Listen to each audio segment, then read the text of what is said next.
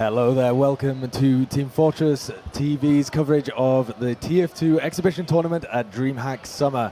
It's day 2 and we are live. My name's Sideshow, with me is Kaidus and Bren for this first one. We're just going to do a quick recap of what happened yesterday along with what's coming up today before we head into our first game, which is going to be comfortably spanked against Crowns, and that's the lower bracket round 1 game. But let's take a look at how these teams got here. And these two teams just dropped straight down from losing their first games, but they were incredibly close actually. Both of the games were far closer than really many of us expected. Then we saw the winner bracket. Both of those teams are going to be featured later on today as we come up with the loser bracket final, which is going to be Nameless against either Comfortably Spanked or Crowns Esports Club. And then the grand finals as Perilous Gaming takes on whichever of those teams manages to take it through the lower bracket. Let's take a recap of the first round games that happened at the beginning of yesterday, because it was quite a long time ago. There's been a lot of action that happened since then. So if we cast our minds all the way back to the beginning, one of our teams that is coming up here in the loser bracket round 1 is Comfortably Spanked. They went up right at the beginning of yesterday against Nameless, and we've got Coach Kaiser with us right now. So what did you think about the performance from Comfortably Spanked?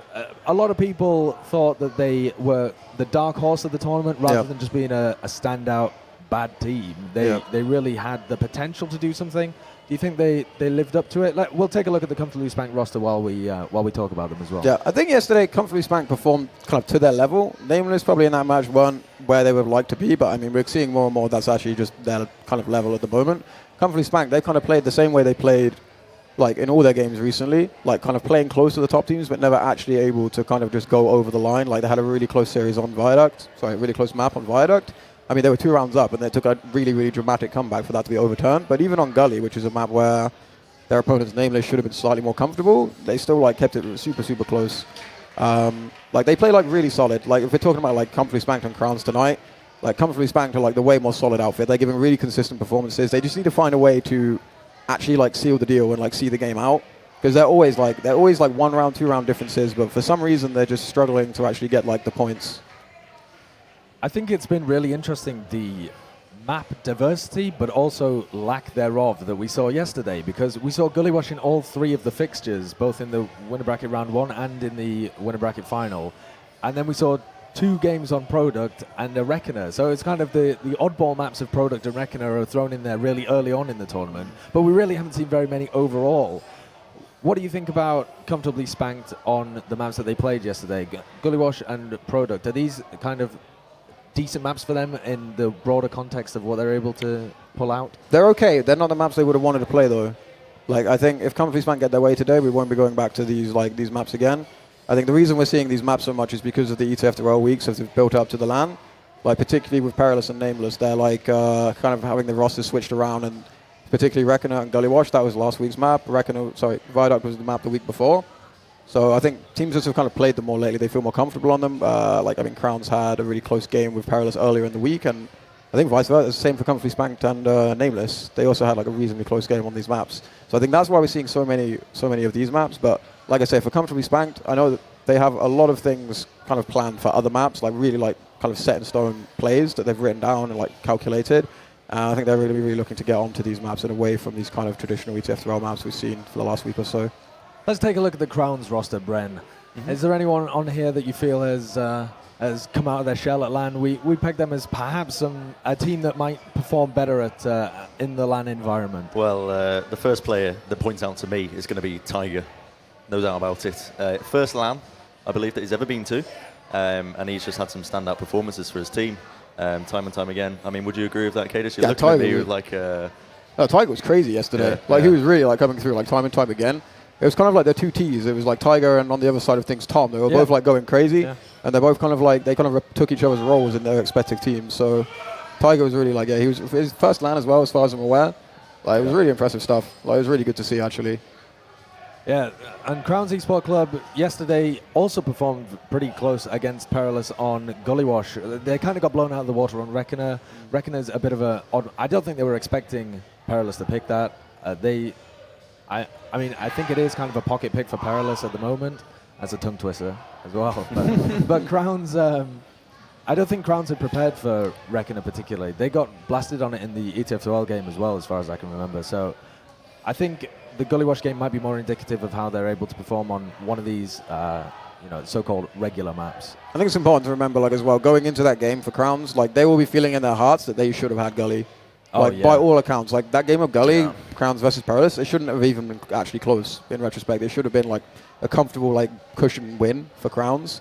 And then they go all the way to Golden Cap. They almost take the Golden Cap, do the exact same mistake they'd done the entire map, failing last pushes with advantage.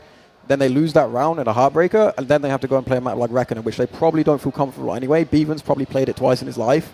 And in general, like, they're lacking a lot of team play, which is what you really need on new maps. Like, they were kind of going on hype and momentum, it felt like, a lot of the time. So for that team to play on Reckoner was always going to be really iffy. Like I said, I think they're going to be fortunate today against Comfy Spank, because I don't think Comfy Spank want to go that route whatsoever.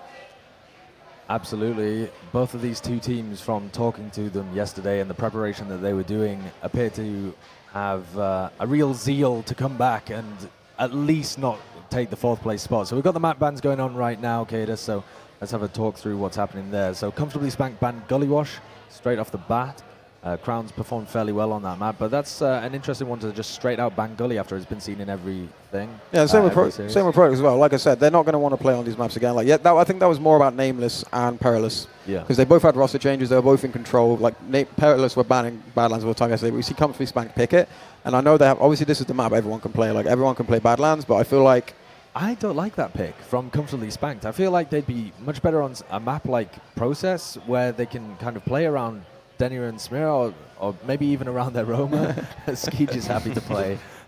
but Badlands, I think, more plays into Crown's hands than Comfortably Spanked. They lack the cohesion that they should be able to get together on a map like Badlands. Maybe, but you have to keep in mind that Comfortably Spanked have Settler coming in place of their normal Demo Radiski. They've only had time to kind of go through, like, Skeege likes to play quite a structured game. They've only had time to go through like a certain amount of maps and create kind of plans for a certain amount of maps.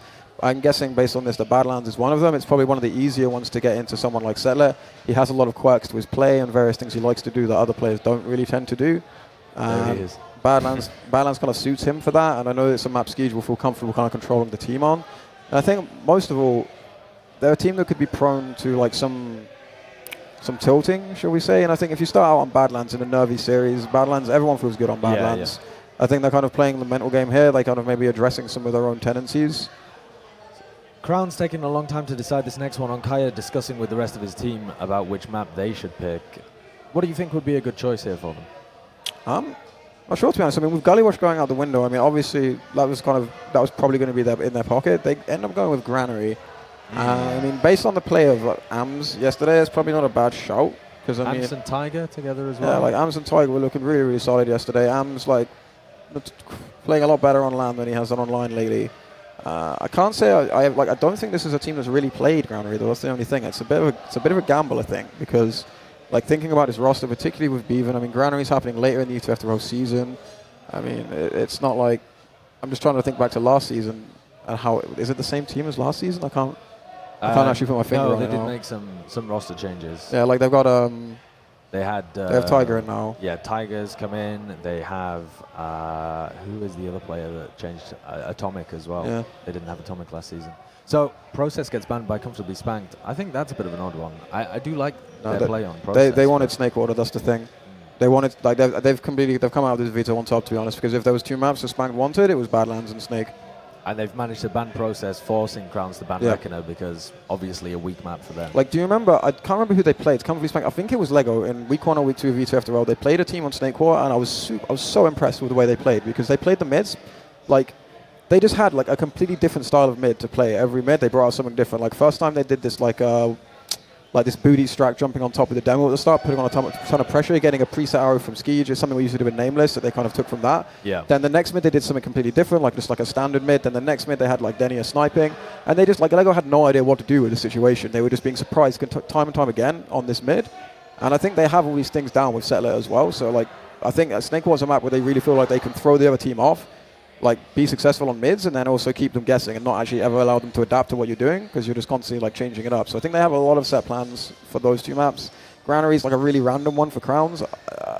Like maybe they obviously have a reason for picking it. I personally don't know what it is though, which means it's probably not as good a reason as Spanked have for Badlands and Snake. Well, they took a long time to decide as well. They were kind of discussing within their team for minutes. Yeah. We don't have a timer with the map ban system as well, so You know, if you're familiar with map ban systems in other games, they often have a timer. They like to keep things ticking, but we give Kaiser as much time as he needs to be the tactical genius that he is, you know.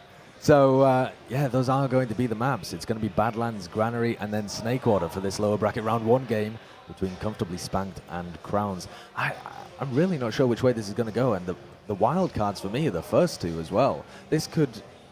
Badlands, I really just don't have a clue how it's going to play out. It seems like a map that's really going to ignore the strengths or weaknesses of either team and just be a straight-up fight to see which team can play the default kind of strats, the better.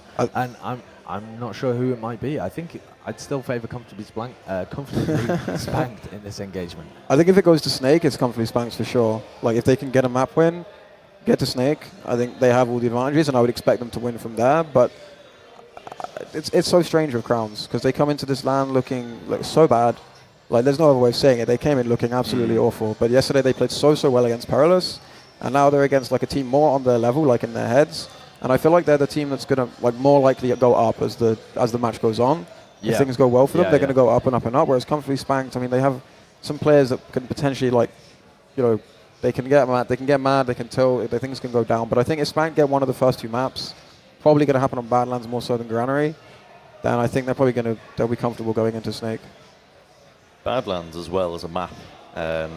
It can be, you mentioned how you think that you can't really pin one team to be the victors on it. It's one of those maps where literally it can all be decided at mid-fight, and especially more so because of the fast cap time, pushing straight into last, things like that. If you lose your medic, it's almost like a guaranteed win unless they get some solid off classes off in time and things. But I mean, I honestly think it strengthens. It's more towards Crowns' strengths, basically, as they have been doing demo reviews. I was talking to Henny about it. They've definitely been reviewing their mistakes that they made yesterday as well. Yeah, that's true. They have been very keen in the last few days. I think they've probably put in more work just yesterday than a lot of the other teams have. Yeah. So they could go into this one looking pretty strong.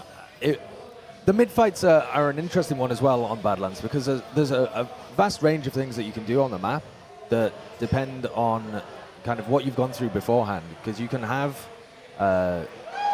you can try out a lot of different interesting things, which I think is partly because the map has been kind of played so often in pugs and stuff like that. Yeah. But I don't think we'll see too much interesting, innovative stuff from these two teams. I think it's just going to be a battle of who can execute the basics on this map. Yeah. I think they have completely different approaches to the way they plan for games, though. Like, I think Crowns will look at their games and they'll be like, okay, we did this wrong, we have to not do this here, we have to not do that there. Whereas Spanked will come in with like a screenshot of the map. Okay, you're here, you're playing here. This is how you approach this situation. You're like a kind of just like a more overall picture of the game. Whereas Crowns will they'll be looking more at like, okay, how are we doing this wrong here, rather than trying to bring in something new or something like that. Where like Spanked, I don't know. Which team does that favor though? If we're talking about a situation where these two teams are going up against each other, each team is really trying to. Comfortably Spanked are really trying to get the basics down of the teamwork between themselves, whereas Crowns are trying to iron out individual specific mistakes that they were making yesterday. Does that lend either team an advantage going up against each other? Well, they didn't play Badlands yesterday, so that's probably not going to help Crowns if they're correcting yesterday's mistakes. True. I think, to be honest, what I actually found super surprising yesterday, like thinking back to the game, Settler is a player who's been called out a lot this season for like dumb plays, weird mistakes, like random decision making, and generally just like, I don't know, things you wouldn't expect of a player playing at this level. But I don't know if it's Skeege or Vanny or who, but they seem to have really got the reins on him. Like, I really didn't notice him doing these kind of things yesterday. No, there were a few situations where he went aggressive, but it wasn't stupidly aggressive. He didn't ever seem out of control. It's a fair point. We did only see 2 maps from them, one of them being Viaduct as well, where you can't kind of... Oh, I guess you can as a demo. You can just be completely out of position. But I'm not sure. Yeah, it'll be interesting to see how he fits into the team.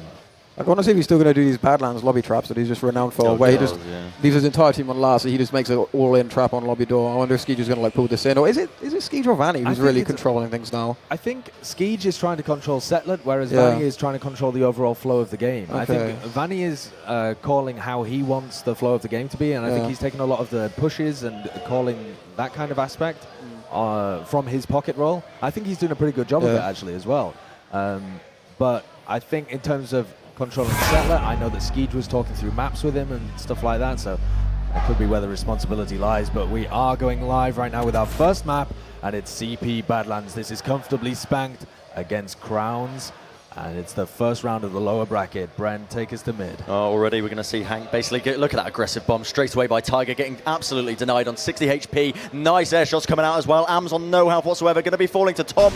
Now 3 down on the side of the comfortably Spanked guys, and now they're just really doing a Dashner to try and get Skeege out alive. Skeege is already out, so he's going to escape with a bit of Uber to work with, but really it's really Crowns now pressing their advantage. That was really well played by them, using the high ground there to that advantage. Well, comfortably Spanked had all the position over the top of mid at the beginning, but I think it was a single player that flanked them from Crowns, and they just dropped off the point and started losing bodies all over the place. But they were certainly far more aggressive on the mid fight, taking position over the point, whereas Crowns were playing on the low ground. Just managed to flank a player in, but either way, both teams are just about going to have the Uber charge, and Denia on Pyro in an attempt to hold Badlands last. So Crown's probably going to be trying to create an opportunity. No, they're actually just going to go straight in here, trading the Ubers on the top left. Denia gets a flash of the Uber charge, and he may well lock Ams in. Ams trying to get out through main. Oh, he did get chased there by Hank, but Hank can't finish off the frag. He's actually running in. Hank is just trying to take this 1v1 against Ams. Finishes him off with the help of Tom, and they've caught another scouting up a lobby as well. Great timing from Tom to be able to pick up both of those kills, and now Crown's on the back foot, about to give up Spire. Already pushing straight in now. Bit of a reset. They're going to be camping up this Spire area. Crowns looking to maybe contest this. Spamming Albert. Not going to choose to commit to something. They almost caught out Smear there as well. That would have been a crucial pickup. They managed to get that kill, and already we see that the comfortably Spanked guys just starting to take up the positions, but really equal Ubers on both these sides. Yeah, and last time we just saw Ams go in and trade the Ubers. We don't see very many teams at the top level doing that anymore. It used to be kind of the staple. You'd go in, trade the Ubers, and come back out, see if you got a better trade, and if so, you would recommit with a better Uber charge. But you really don't see teams doing that too often. They prefer to get a pick before they push, or at least create some damage and opening for them then to trade the Ubers. But I'm starting this one off aggressive already. The team did have a good opportunity because they were in control of lobby, and it looks like they're going to go for a Tiger Bomb. He's in, gets the headshot though, destroyed, down on the ground and finished off by Hank. So Tiger's bomb does about 50 damage to Skeege, but gets obliterated in the air. Yeah, now looks like the comfortably Spanked guys are looking to play off this. Uber's going to be popped off straight away. One rocket onto Kai, just pops it in the nick of time now. So it's an equal trade of Ubers. It's really Skeege just trying to get out alive, but he's just been completely trapped in that house area. He's going to be going down. Ours picks up the 2K, finishing up Valley. Hank Smear hits up a beautiful pill as well onto Tom, and now Crowns. They're going to be capping up that second point, and they're just cleaning up all these players. I think this was a really good decision making from comfortably Spanked this early on in the game, like on one pick to just do a full-on commit trade from house.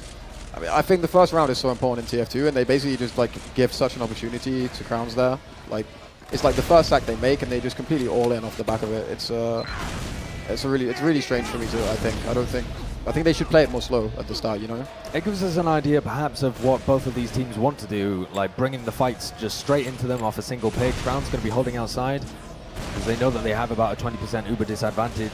Just playing this one incredibly safe right now. They've got stickies all over that Spire area. Tiger's spotting out to see if anyone's going aggressive, but comfortably Spanked. Look at Denia. Exactly, all of their eggs in the Denia basket, and Denia has delivered so many times already this LAN.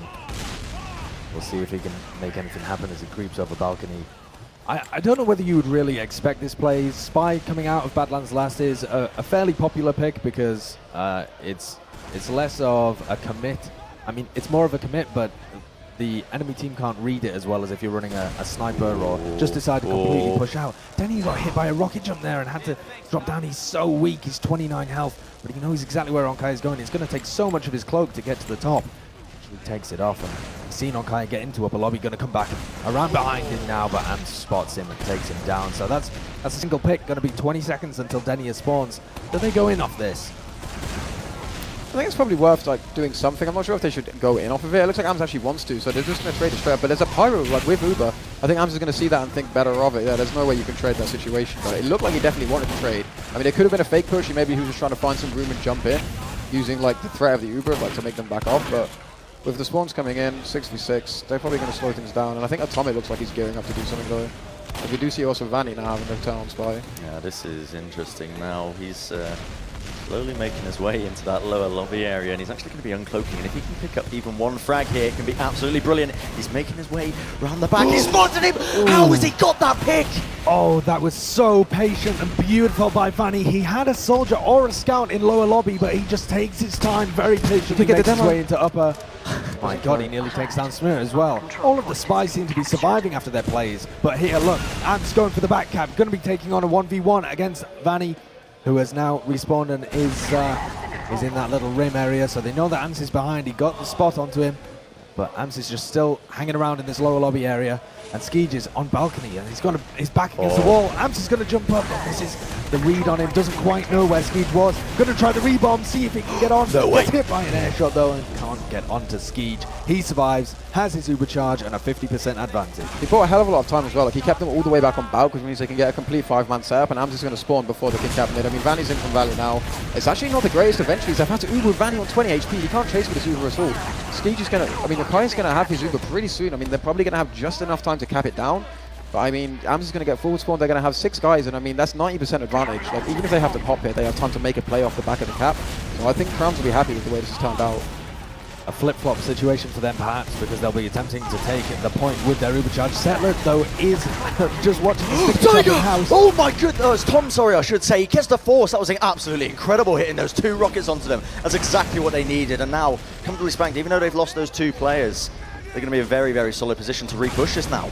Here's Vanny in the hiding spot, going to drop down onto Onkaya, takes down Bevan there, but unable to get the pick onto the Swedish medic, who survives with about 30% Uber. I just want to point out that Settler there was watching a sticky trap in-house when that push came in, and got just mashed by the flank as he came in, so perhaps Skeege doesn't really have as good a hold on him as we thought. Thing is, that play can work though. If you just, as soon as you get the call that they're not coming house, you sticky jump out. Like, it can work really well, because you get the frag, and if you play it correctly, it's actually a free kill, and then you can jump out. Like, I've done the same play myself many times, but if you linger too long, and you just have to not be greedy with it. You either get the frag or you leave instantly.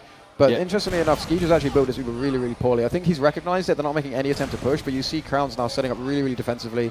Like, they know that Skeege should have had this Uber like a long time ago. In the end, it turned out he built quite poorly and only had 20%. So Crowns now only just spawning Spire, taking things very, very cautiously as they approach these last. The same as before, only this time no Spy to deal with. It's just Vanny on Sniper on last.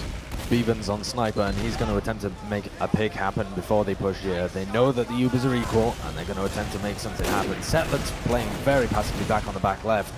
Bevan's just trying to get an angle on Hank, who peeked on that left-hand side. Now he's spotting Denia, seeing if he can get a pick onto Tom perhaps, who's on the right-hand side, just peeking that doorway. He might get a bit of space on the right if he pushes Tom back into spawn. He could try and rush someone in the bottom right as well, but Bevan's just going for the pick at the moment, seeing what he can get done. It's such a tentative start to this game. I mean, we're 10 minutes in at 0-0, and I mean, based on the kind of the gameplay we saw yesterday. Oh, Vanny. Oh, okay. Vanny running sniper here, trying to make some magic happen, creeping around the corner as well. Bit of sniper versus sniper action kicking off right now. Bevan's also trying to basically get an angle, but neither team really given any room to breathe here. Vanny's going to take the right peak. He's going to try and take the trade, but he gets headshot in the process. Brought down to 42 HP. He's going to have to back off, get a buff up, and then try to retake it again. I really don't like these sniper plays teams tend to do on Badlands last. It seems like with the way the point works, there's so much more you can do than just go for a sniper frag, because even if you get a frag, it's going to be on someone almost useless most of the time. And Vanny's actually going on Spy now. So am I mad, or did they see Vanny there? It looked like he did, but it might have just been the outline. No! Oh, he biffed it! Oh, he still gets it anyway! Vanny with the backstab onto Onkaya twice in a row. That's the second death from Onkaya, I think, and the second drop. Oh, good lord, Vanny coming up. Comfortably Spanked are just bringing spy play after spy play, and it seems they are unable to fail one. Maybe I've just been too harsh on Palm this weekend. Maybe the spies are all just guards and none of the medics can actually deal with it. Yeah, perhaps. Very possible. Vanny hits another air shot there onto Amps as well, who tried to pressure them on balcony. Atomic's gone down, Settler bombs in, takes a big rocket though and craters. So that's a demo man down as they're pushing out from Badlands last. That could be awful for them as Hank falls as well. Denny are caught underneath, and this could be the opportunity that Crowns need, despite the fact that Skeege has Uber charge. They could get in here and possibly get a force or just go for the point play. Oh my goodness, what a play. They force out the Uber. They're going to be absolutely munched in the process, but that was really wonderful seeing that unison from both soldiers there. And look at how fast it almost capped as well. That very almost played off, and now this is the repush by comfortably Spanked. They got those 2 picks. They're going to start to make their way forward, but one slip up could mean the game here. Atomic going to be just a little bit forward in that lobby area. And he's actually, Ski just completely left alone. How has he got that frag? Why was Ski even there in the first place? But that was really, I can't understand the positioning. Did he just fall down and his team abandoned him? I think they were trying to make a push, but I mean, Skeege was kind of aware that it was a bad push to make. I think he thought he had people on Stonebridge that he could regroup, or that the fight was happening a lot further away than it actually was. Either way, the Ooze coming in main now, this could actually be the first round on the board with Skeege still down. And moving in now, Hank has done so much denial on Pyro. It's actually unbelievable. Completely negated the Uber. 2 frags already down on the comfortably spanked guys, and Crowns, they're just playing this very patiently. They're going to look to re-engage now through that top upper area. Already picking up 1 frag onto Settler. Can they get any more? That's the question. Sticky's on the point. Atomic's just going to play it, and there we go. Round number 1. Crown's going to be taking it. Incredibly well played all around. And then manager Henny's happy with that one as Oh, well. yeah.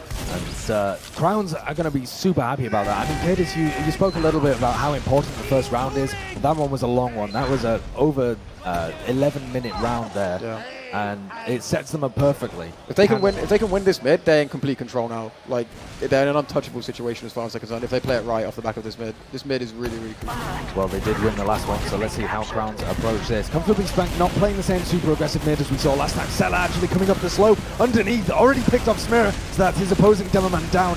Now they play the point and Crowns pressured out, so they're not going to be able to pick this one up, but they're onto Skeege. Oh, Am's not able to get that one. In fact, Skeege doesn't even take a lick of damage. On Kaiser escapes though, and they keep 3 alive. They're going to be able to cap up the Spire, comfortably Spanked, but are they going to be able to take the round? It's going to be equal Ubers, and once again, I think things are going to start to slow down here. We're going to see some more methodical attempts to crack our last defense. It's really smart from Kaya just to leave early there. I mean, it went bad pretty early. It was quite obvious that it was never going to be a good fight for them, but Kaya surviving, it means now we have a stalemate on last. They preserve their 1-0 lead. They can just slow things down. I mean, I was saying before, teams just seem to go for this weird sniper trade on Badlands last for some reason, but it's actually quite difficult to do anything with even Ubers. As long as the demo's keeping good track of the points, someone's watching lower left, there's really not much you can do in this stalemate situation. You see Atomic building a gun, it's going to make it even harder. Like, if they look like they might just want to actually camp out here for a long time. Look how much they're stacking on the top left though at the moment. I don't know whether this is just while they have the Uber, so I don't know why everybody's positioned on the top left. Now Beaven moves over to the bottom right, but for a moment there, Tiger was alone defending bottom right, top left, main, everything, as they had all of their players stacked on that single side. They're starting to spread out a little bit more now, and they're going for the double soldier spam.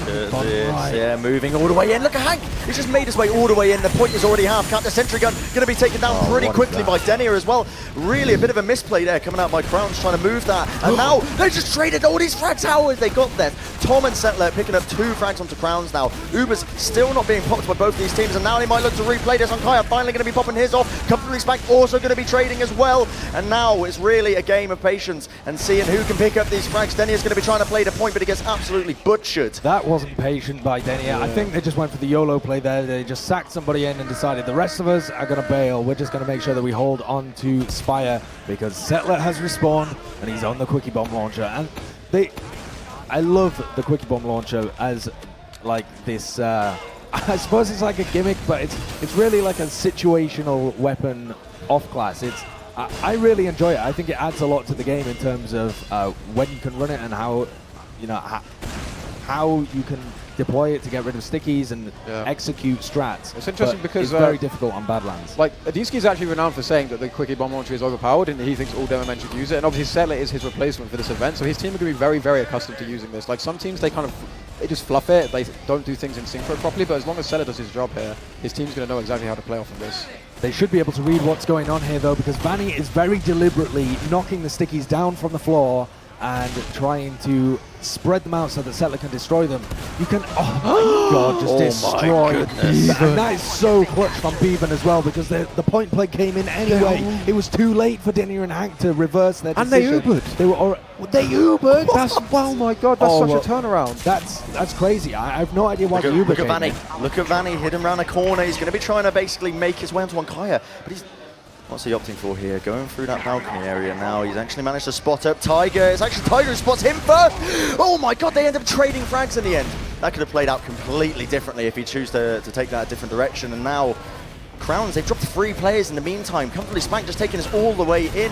Uber still on Kaya. He doesn't really want to pop it. He's already made his way all the way back onto last. So a bit of a failed play there. But really, off the back of Vanny's distraction play to an extent. They should be fine for them to hold on to last, though. They are 2 down. They might have to pop the Uber, but they should be able to hold on to it. They really don't want to pop here, though, because if they manage to get the force down, then Onkaya's got it. Skeej has a huge Uber advantage.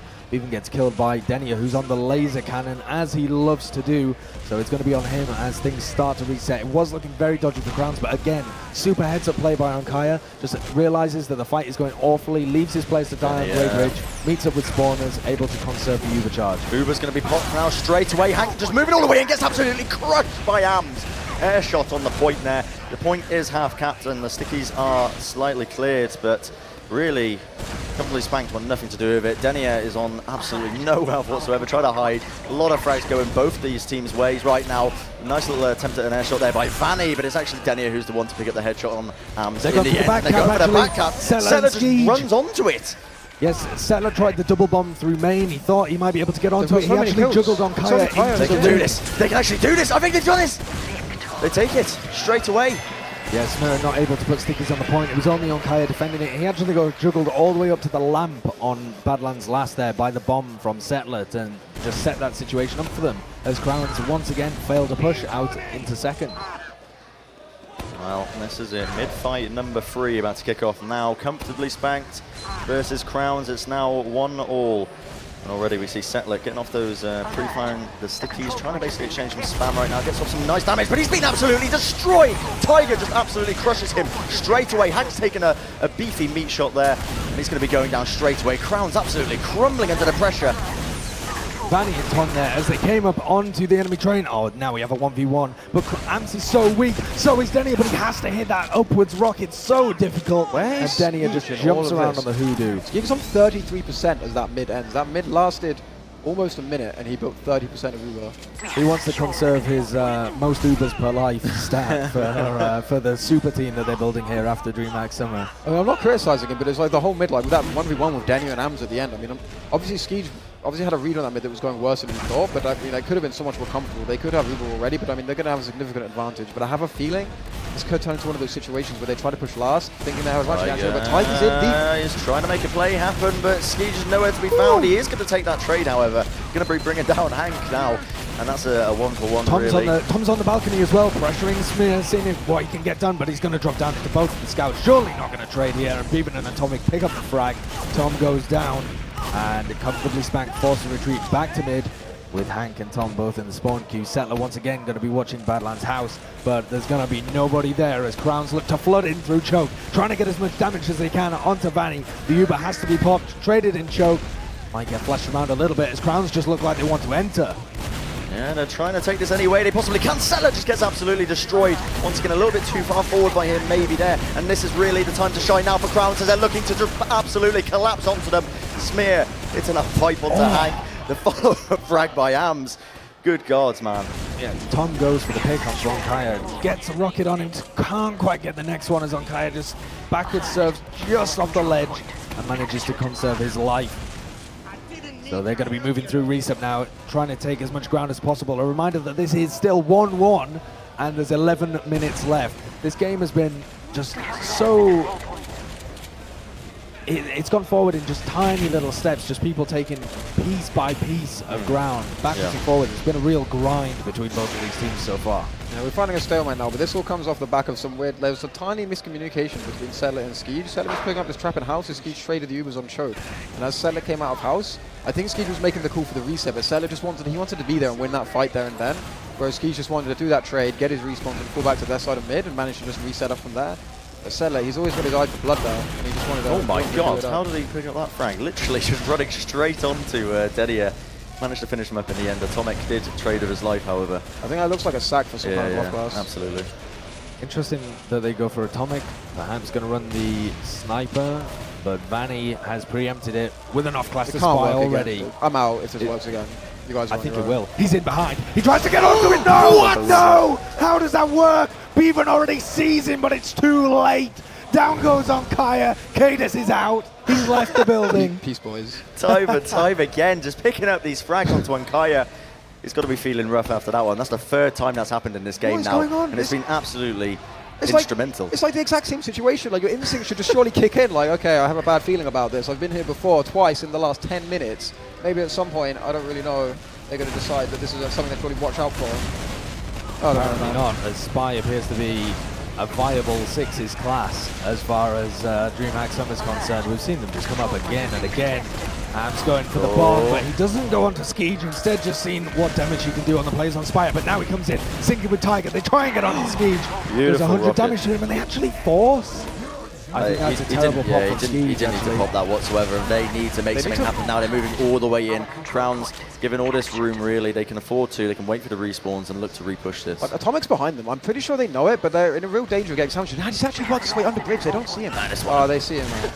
I'm not sure why he decided to do whatever he tried to do there, because his team had advantage. If he just stayed behind him, he'd be in a really good position to sandwich him. This could be instrumental now, moving straight in. Vanny gets the force out, and comfortably Spanked are nowhere to be seen right now. If they can get any frags off, this Crown's going to be pretty happy. Straight away, going to be trying to get that damage off onto the mid-fight, and they've actually managed to pick up a few frags as well. Hank going to be cratering in the end to Beav, and Settler hits up a nice little pipe onto... Oh my god, Settler! The two for two pipes. What's more? Oh my god, he almost hit another one. Ams just managed to air shot him in the nick of time there.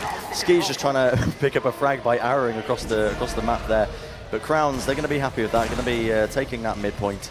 They should really go forward now, though. Like, Ski's going to get Uber. Sorry, yeah, Ski's going to get Uber before anything else happens, but they can take space for now. But Vanny's actually in house. Vanny's going for it. He's got one rocket onto Akaya. Juggles him away and finishes him off with a shotgun as well. We've seen Vanny do this quite a few times. Goes in for the force or the sack onto the medic when he has that shotgun equipped and just able to finish them off. A lot of pockets and Romans both using the gunboats recently.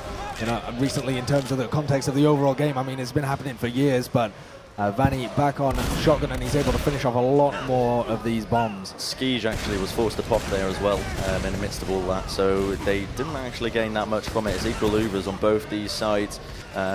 With the player advantage on the side of comfortably Spanked, they're looking like they want to peek this, they're looking like they want to play it. Slowly but surely making their way into the midpoint, just seeing if they can pick up any frags from any overextensions of any players, and they are just really exchanging a lot of spam here.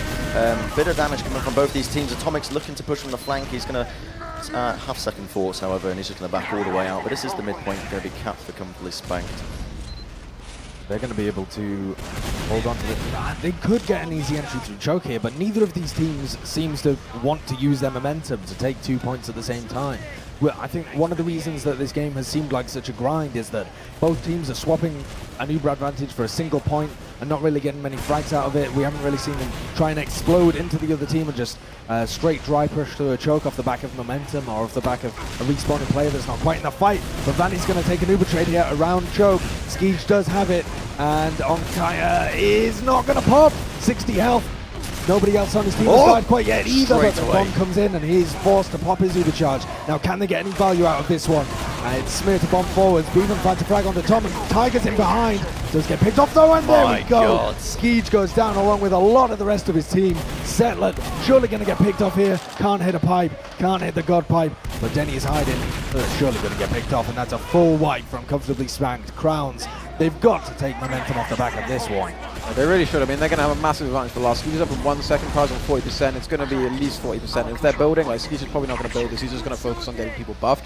But I mean, that worked out so nicely for Crowns in the end. But I mean, Kaya milking that Uber, it was a really nice play. But the moment where the soldier actually got in to force him, I thought it was actually over from there because someone wasn't watching Haunter. Someone let him get in for the force, and they actually lost an opportunity to make value on the Uber. But somehow they actually just catch comfortably Spanked out.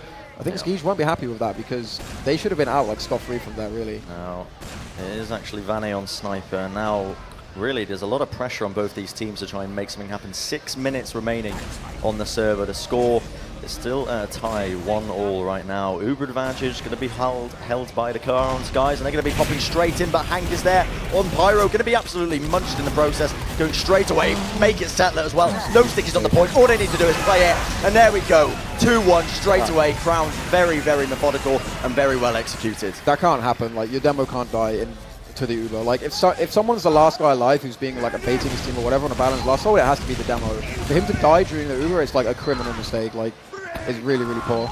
So he's basically gifted this push to them. I mean, it's a push they should convert anyway, but when you get the demo in the Uber, when you've already killed the Pyro, it's game over. The pace of the game so far has been pretty slow, and there's only 5 minutes left. Crowns lead 2-1. Tom skip jumping behind them into house. Ams for the bomb. Does take a bit of damage. Tries to get onto Denia. They are going to finish that frag. Smear focused down with the help of Vanny and his accompanying soldier. The Crowns have got a lot of space on this mid-fight, and Beaven's going to focus down Hank. Send it in. Can he hit pipes? Beaven down. He's going to attempt to hit another one. Tiger would fall if he hit one, but not going to be able to manage it. But Vanny wants to recommit to this, and he's 2v4 and they're leaving. Am I missing something here? Or? Oh, of course, they kept the mid-fight and they're going straight to Spire. They were stuck behind them. I wondered what the hell was going on there. Just me being an idiot. Yeah, they're looking to repush this now. This is Uber on both these teams. Yeah, I don't really understand how, but they are going to have the Uber to hold last. Not opting for any off classes just yet on the company Spanked guys, but now with 4 minutes remaining, here we go. Uber going to be popped in straight away. Going to be trying to pick up one frag. They do manage to find Tiger in the process, but Crowns, their positioning is absolutely perfect for this. They're not giving anything away. Vanny is all the way behind, and I'm not sure what just did damage to him, but he's in resub, seeing if he can get anything done. Amps is also on balcony, but comfortably Spanked know that they have to make something happen, and Crowns are just perfectly content to sit here. Kaiser is more than almost anybody else in Premiership, is one of the players who most advocates kind of sitting back, you know, not even attending mid. They'll just hold Spire, they'll put like Amps on heavy or something and just hold, just to retain control of the map, but they're actually going to commit to this one. They push in with both of their scouts, but Hank doing an excellent job at denying here. Skeege only on 55%, and it's Denia and Hank both down, but they've got a soldier in the top. Vanny doing damage, falls down, takes down Amps as well, and there's only 3 players left alive for both teams, but there's also a sentry gun on the field. And it's still a 2v2, but Setler's he can win this. All he needs to do is chip shot and just run onto the point. He can get this, surely. He's trying to make the play. It's Vanny versus the world. And he picks up the frag to secure it and save it for his team. They're still in this with 3 minutes remaining. 26 health, the difference there between Crowns committing and just outright winning the map, and comfortably Spanked having one last attempt to get back into this, because there's under 3 minutes left and they're a round down and they're holding their own last. This is dire situations for them on Badlands. Well, they're going to be managing to pick up that one frag onto Vanny. Not exactly what you want when you're at this this round deficit. Nice air shot straight onto Tom as he tries to contest the Spire. Going to be forced all the way back up to 36 HP, and he needs to back off if he doesn't want to pay with his life. There's actually Hank who's going to be finishing up a lot of these frags as well. And it's really going away comfortably. Spanked somehow they managed to come out with a 3-man advantage here. The second point is most likely going to be capped up, or is it as Tiger's there to just contest it? Beaven just AFK on the, Denia just AFK on the point, just wondering what's going on, gets jumped, gets taken down, but now comes through the Spank. They have to come into this one, they know that they need to go, but Ski just been left alone as well, so there's no help anywhere. And Tiger just the king of the Spire there. Takes an arrow, they're going to be going forwards, they're going to try and make this one 3-1, assert their dominance, and Crowns flooding forward. Kaiser's already in, they're already in! And that's it, that is the map, that's 3-1 to Crowns, and they're going to close this one out with only 1 minute and 50 seconds remaining. It's really not doable, I don't think, I mean, even if they slam 2 rounds home, I don't think this one is going to happen. Comfortably Spanked, probably just need to shake themselves and prepare for the next map, which is going to be Granary as well. And this was their pick. Yeah, I think with the old bonus round time, it was actually to be technically possible, but we're actually with the new bonus round time, it's something like 50 seconds for a round of Badlands. But that was before the bonus round time was extended by 5 seconds either. This is garbage time. Tiger's in. Oh my goodness, with the equalizer. But yeah, this was Spank's pick.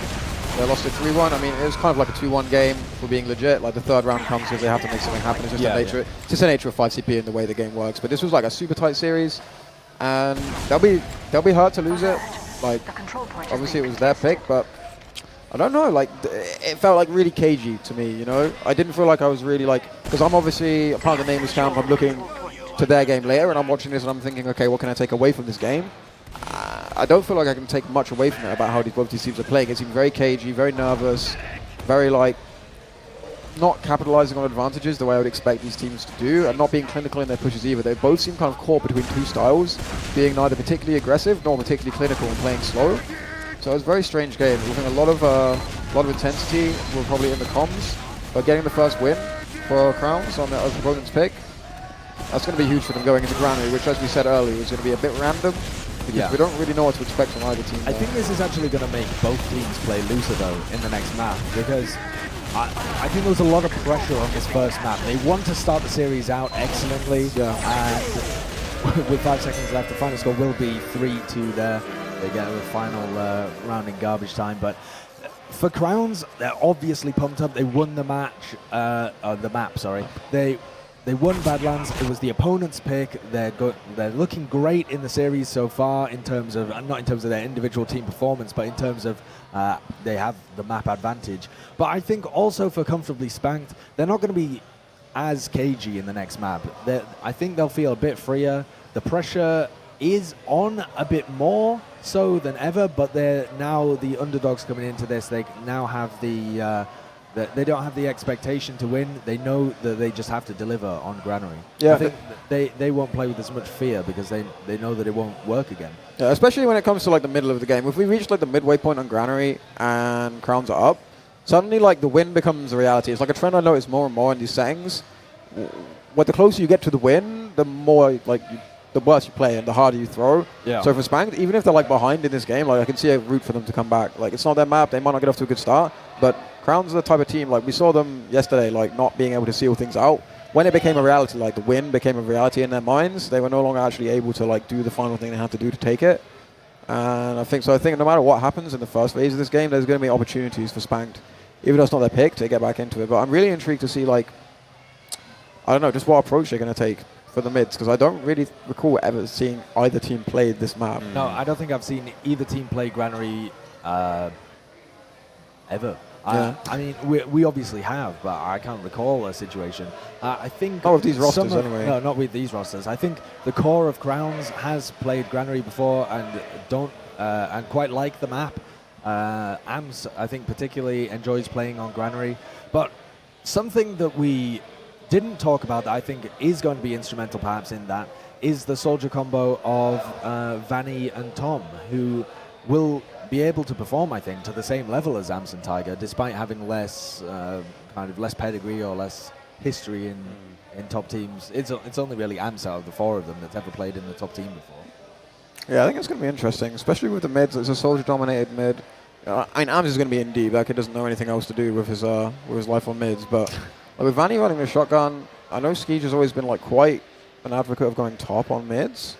So I think we could see like a real interesting kind of clash of styles on Granary, with one team kind of playing top defensive, setting up like a real sturdy base on one side of the fight, and the other team kind of hard committing quite deep. I mean, it may not be the case, but I feel like there's definitely the potential for that, which would be really interesting to see. And the mid fight's incredibly decisive on Granary. Yeah. We've got the logs up now, though, so we'll take a look at those from Badlands. And sorted by damage, you can see the Vanny on a 317 DPM. Comfortably as well. KD. Yeah, just no problem at all. Really low amount of deaths, 11 deaths. He is performing really, really well. Settler, I think, died quite a few too many times. Yeah. He made me eat my words, to be honest. Yeah, I mean, they were right up until that point. I think yesterday Settler was playing a much more measured style, but maybe he just got back into old habits when... as soon as he gets back in old familiar territory of Badlands, he's like, I know how to play this map. Yeah, I always do this. And there was a few times during that game where it was a bit questionable. Settler ended up paying with his life when he really shouldn't have. He could have easily got out with it, just by sticky jumping away. But he was kept trying to go for these weird, odd plays, which, as you mentioned, just basically old habits. No map punishes you more for Demoman deaths than Badlands, though, I feel. The last, particularly, if you lose your demo, is when he died on last, that was such a defining moment. Yeah. Because I'm pretty sure he actually died in a weird situation that led up to that push being an opportunity, and then he dies like early on in the fight. Like that's like a Div 3 death. Like if I'm playing a pickup and my demo dies at that point, I'm like, what are you doing? Like I would expect more. So that's a really, really obviously it's due to nerves and lack of focus in the moment. He obviously knows it's not what you do. What do you think of the scouts of Hank and Denny as well? We were looking back at the logs there and they just had a pretty poor KAD as well. So Hank and Denny, they're both on kind of 10, 13, both had 18 deaths. That's the most on the server of anybody. Neither of them really having a great game. Low DPM as well. Yeah. They were kind of irrelevant, to be honest. Yeah. Denny has been very low impact so far this tournament compared to what we've come to expect. Obviously, Vanny's been taking the spy crown for them this game, which is normally Denny's forte, where he gets his kind of name from. Hank has his ups and downs. This just happens to be one of his downs. He can bounce back in the next map. Like, this won't phase him. He could play like, he could reverse that KD in the next map. But with the scouts in this match, what I find really interesting is how like seamlessly Bevan is actually slotting in. And how everything just seems comfortable with Bevan, because we kind of spoke about this like before the tournament. He's not the combo scout. Like, no. He never has been. He hates it as well. Yeah. Yesterday, he was coming up to me when I was talking to Hafikul, and he said, "Hafi, how do you play Pocket Scout? It's that's when you know you do." Yeah, it's so boring. He said, "I feel so limited. I can't go for plays. I can't do anything. I just have to stay with the medic." So, I mean, obviously, that isn't Pocket Scout. There's a lot more to it than just sticking with your medic. But that's what he feels coming from. Pretty much always. I don't think he played the Pocket Scout in any of his previous teams. He used to play before kind of Pocket Scout was a defined role as well. Well, I was in a team with Bevan once, and we tried him on the Pocket role because we had Quad as our other scout. When you have Bevan and Quad into your scout combo, you kind of have to slot one of them into a role that don't really fit, and Bevan just took that hit. It really wasn't comfortable. It actually crushed his confidence in the long run. He became probably a worse player because of it, because he just wasn't comfortable in the role. But it's really impressive to see him fit in here. And just while on the topic of Bevan, that headshot on Seller on main when they were doing the Quickie Bomber play, that was probably like the single most important kill I've ever seen in just one moment. Because the scouts committed lower right, Skeej popped his Uber, and it all hinged on Settler firing one sticky at the point. And there's only one thing that could stop that, and it was that headshot. Yeah. So that was really, really cool. Yeah, Bevan absolutely saved them in that instance. Absolutely. What do you think of the heal spread here? We've just got it up, and Smear taking 25% of the heals. Am's not taking as many. Do you think that'll swap over on Granary? Is that part of their game style? Is that something that Onkaya is kind of sticking with him and playing with the two loose soldiers a little bit? Ams doesn't seem to be playing kind of the rigid pocket that he was trying to at the beginning of the season. But he also isn't just feeding like we saw in the previous season as well. In season 23, he really seemed to have lost all control of what he was supposed to be doing on the pocket role. I think we'll probably see it shift slightly over more towards AMS, just because it's a lot more choky. There's a lot more stalemates where trading Uber really can be the only thing you can do. Or, like, for example, we're going to Granary, right? I'm not just talking nonsense. Yes, okay. we are going to Granary. But yeah, like, because for example, we have like Granary Garage and things like that, where you really like Granary second. If you have control of yard, you really can't do sacks into second. It's a lot more about kind of healing your soldiers through Garage, trying to find a pick, catch someone out of position. Meanwhile, the demo just holds the door and keeps things stable. So I think we'll probably see a lot more of it switching over to that. But I mean, Ams he'll still go behind. Like, he'll take this trade and then he'll jump behind, and then it's kind of heals are back on Smear, heals are back on, I guess, Bevan as it is now.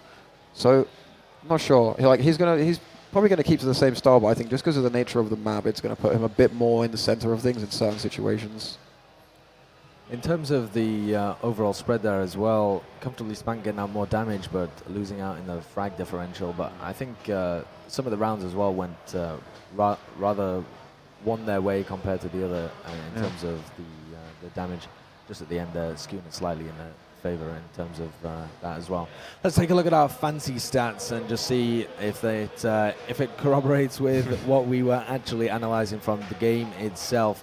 The conversion rate into last there is slightly better actually for comfortably Spanked. They're able to take it 2 out of 3 times, but obviously that means that they were able to set that position up for themselves less often. But a lot of the fight was happening around comfortably Spanked last though. It was Crowns often in control of the territory. They just weren't able to commit into last a lot of the time. Yep. I'm going to agree, because I spent the entire time trying to remember which team was red and which team was blue.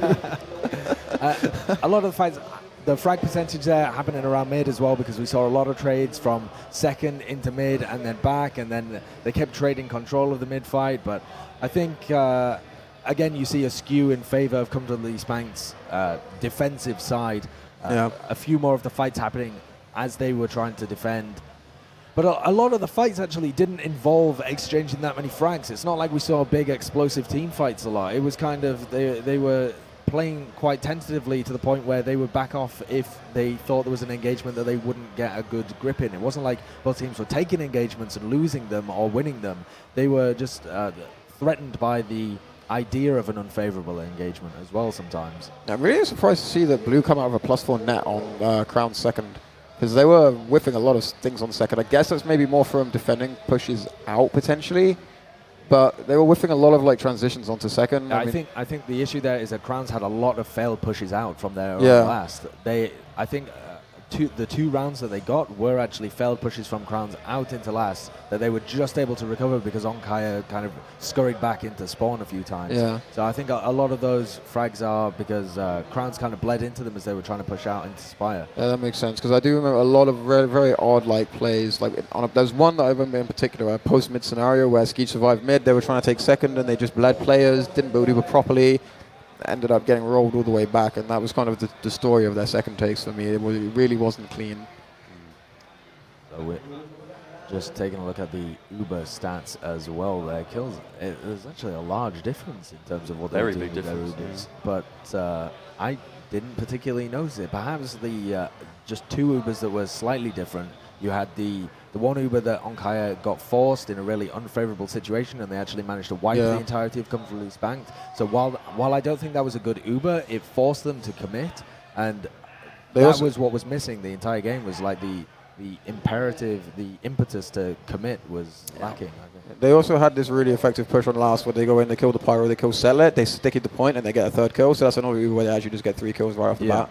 And I'm not sure, there may have even been more than that, but I mean, there was 2 or 3 that actually mattered to the fight that stick in my mind. There could quite easily have been a couple others, but I think they definitely, like, it's fair to say they were a lot more efficient with it. Ams, if you're watching this with Twitch rechat, Rupert's a good kid, keep it up.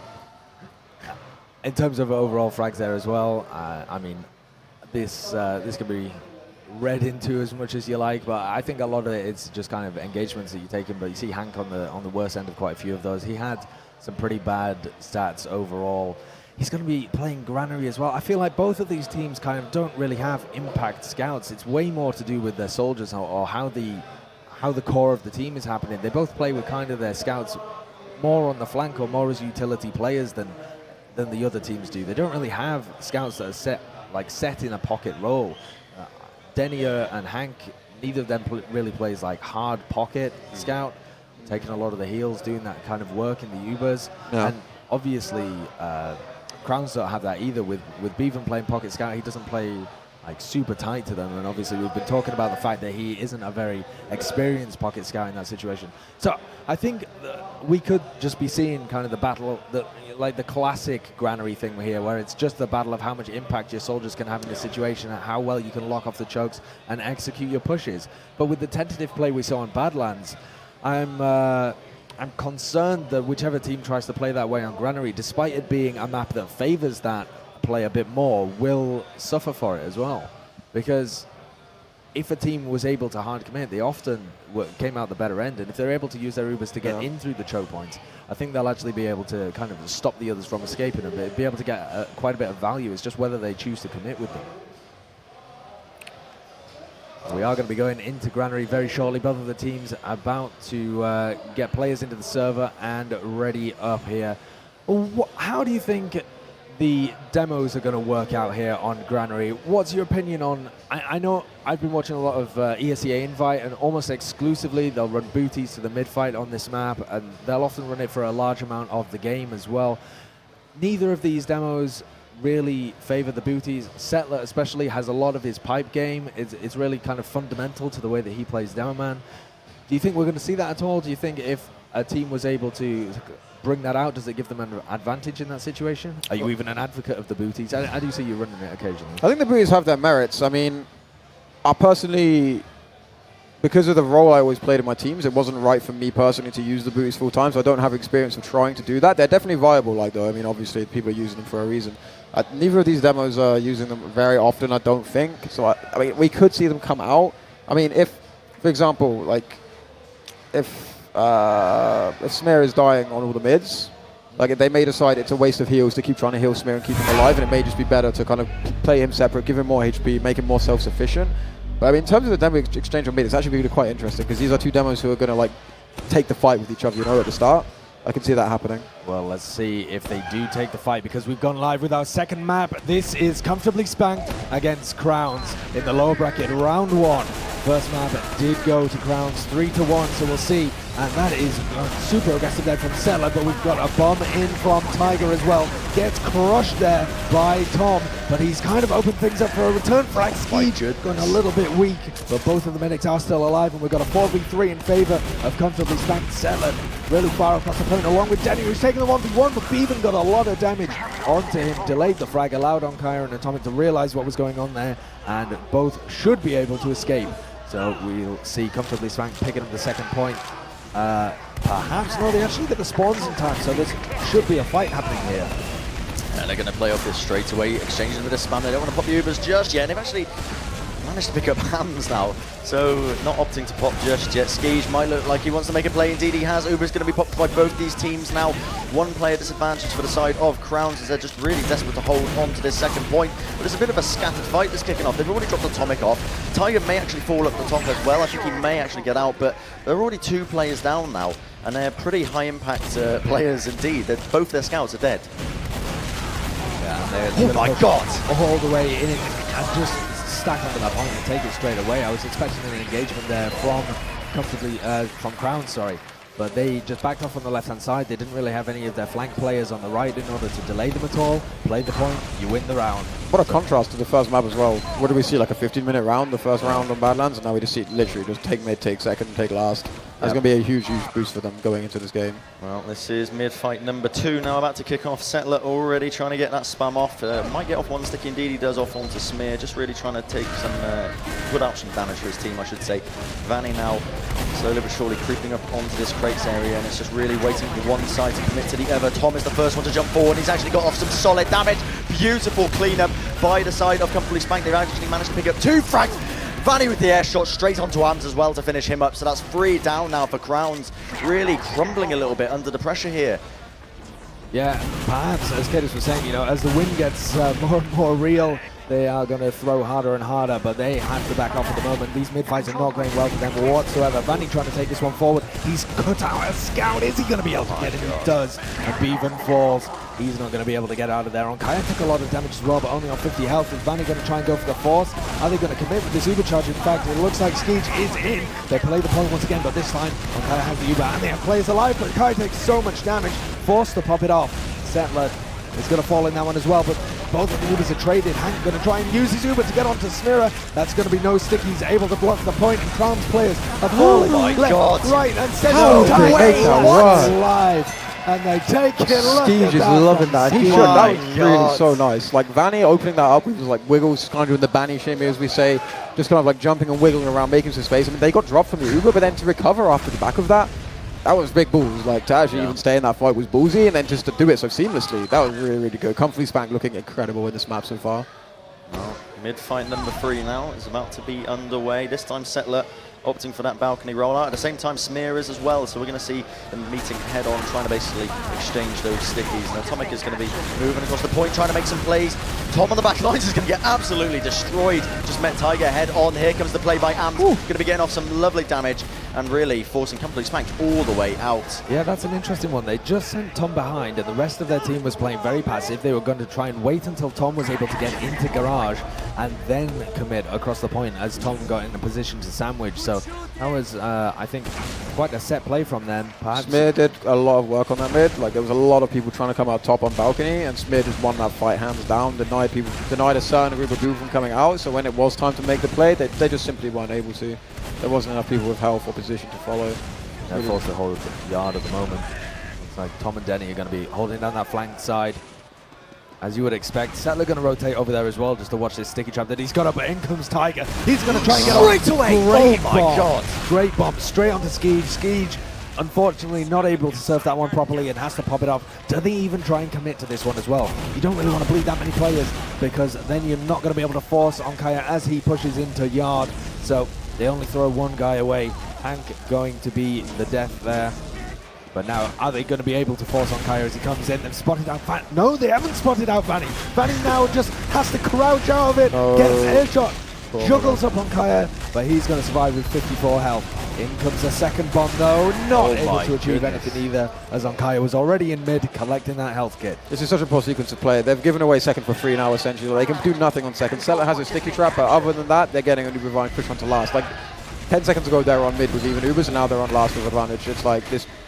It's a kind of dodgy play from Company Spank, to be honest. They're letting one error compound into like 2 more errors. Yeah, they are moving in now. We do see Hank on the heavy class trying to deny him. Denia manages to finish up on Kaya before he can even pop it in. A complete turn of events, an absolute 180, as Denia has just absolutely salvaged what was most likely going to be a 1 round for Crowns there. Bevan's trying to basically create anything, trying to make something happen if he potentially can. Denia, the one to pick up that frag in the end. And this is going to be the recap by Comfortably Spanked, all off the back of Denia there. Yeah, Denia coming out huge. He's got the ability to make those individual plays. We really didn't see them in the previous map, but coming up strong right at the beginning of this one. Oh, Tiger trying to come up strong himself and manages that one. I don't know how he possibly got that frag onto Skeege, just hitting really crisp rockets. Fanny unable to hit crisp rockets of his own, but comes in, 29 health on Kaiser, and he falls. Everybody, though, just Settler watching a sticky trap in the Oh meantime. my God, Sedlet! How does he get away with this time and time again? These unorthodox sticky traps, just picking up these frags. And really, even though Crowns are still going to be pushing in, that's just going to be delaying them all the more. He falls, though, Settler, and there's going to be a reset here on last. Both of the teams. Oh, there was that on Kaya thinking about switching He was to crits? thinking about. Well, he might have been changing spawns, but he had crits equipped for a moment. But And Denia going to be checking it as well. Disguised as enemy medic, just checks to see whether Onkaya is running that crit streak. Realizes that they're both on medigun, and so can relay that back to the rest of his team. And he's going to be attempting to utterly disintegrate Onkaya as he comes in through the doorway once again. But he's going to be up against Atomic. We've seen Denia really get the better end of most of these sniper duels. Denia, it's strange to say, but he could be one of the best snipers that we have at the LAN. But he plays a very unorthodox style. It's not, I mean, it's nothing like Flippy or Jukebox or anything like that. He's the body shot master, just turns people to dust. And he gets the frag onto Atomic there. And that's possibly going to set up some kind of counter sack. I don't think they're going to go for an engagement, although they are very close to the door with Tom and Skeege. Vanny going to pressure from top, see if they can make anything happen, but maybe just content to sit back on last in the knowledge that they have Hank on Engineer anyway. yeah, they're just making a slightly deeper angle for Daniel. I mean, Tiger moving straight in, going to get completely shut down. Hits off 1 rocket onto Skeege. It's not going to be enough though. Nice little sack attempt, but essentially going to do lots of work actually. Daniel's on really, really close now. Like with every sack that the Crowns do, he goes a little bit closer, but I think he's going to completely switch angle off now. They've seen him on the right side for too long. It looks like he's moving over to the left. I think Spanked are going to be super happy here. 2-0, they're on last straw, but it's even Ubers. Then you can just do this all day long, basically. They have a heavy to deny the sacks. They have a sniper to like find themselves picks. They're so comfortable in this current situation. Crowns are going to have to get more creative, to be honest. All right, and the question is, what do Crowns do? They don't currently have any kind of off-class, so they're going to have to set up something better than just a solo Tiger sack. Might be what he's going. Oh, he's actually got the direct hit. I didn't realize that at all, but Tiger's got the DH there, and he's possibly going to be using that one in order to take down the sentry gun from the left-hand side in the midst of an Uber, or possibly just attempting to get some damage onto Denia as well. Wouldn't top be the better angle for that, like out of the window? Yeah, definitely. But just gets insta-gamed. Settling on top of that one. Sticky trap master not going to be deceived that easily. Well, they're looking to play this. Settler again a little bit aggressive now. Atomic meets him head on. Going to be getting in 1 fat meat shot to bring him right down. Denia with a counter frag onto Bevan. That's 2 picks already now. And this is absolutely beautiful for Comfortably Spanked, as they're just looking to move all the way in. Smear trying to basically deny them off in that area with the stickies, doing his darndest to try and basically lock them out of this second point. Tom also spamming from above, and it's a bit of a locked in stalemated scenario. They're looking to move in now. They've actually managed to collapse onto Smear. Can they pick up the frag? He's so weak. The Uber's been popped actually. Direct hit coming out for Tiger. They picked up 2 frags. Skeege still has the Uber. Going to be trying to back off now, and this sentry gun, this could go either way. In comes Ants. He's going to try and commit to this one. Skeege pops off the Uber charge. Onkai doesn't have a reply, but Skeege, players are dropping left, right, and center here. His Uber has faded now, and there's only 3 players left alive. 1 spawned as well. It's going to be Tom trying to bomb in, see if he can relieve some pressure for the rest of his team. Tiger still with the direct hit. Doesn't quite hit that air shot there for a fast amount of damage, but gets the one onto Vanny. Crushes him. Hank, the last hope. Not going to be able to do it, and Settler doesn't spawn in time either, so Crown's starting to reply here. 2-1. I love Kaya. He's so happy when he wins. He's so funny. This is it, mid-fight, number 4, 19 minutes into the game. Game 1 actually went the way of Crowns. And right now they are around down as they're making their way to the midpoint. We have seen some very high impact plays so far from the comfortably spanked guys.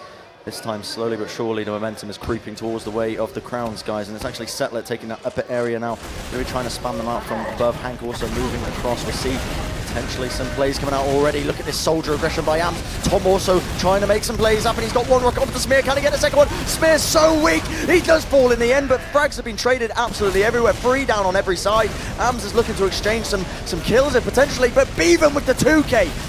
Absolute mental plays by that man. It looks like they're cleaning this up. It's Denier left alive, and that's a complete wipe. Oh, Denier he had the ability to take down at least 1 frag. Probably could have got 2 there in that situation as well, because he was about 100 health versus 2 players who are on less than 30. But unfortunately not able to take either of them down. Bevan survives with literally 2 HP.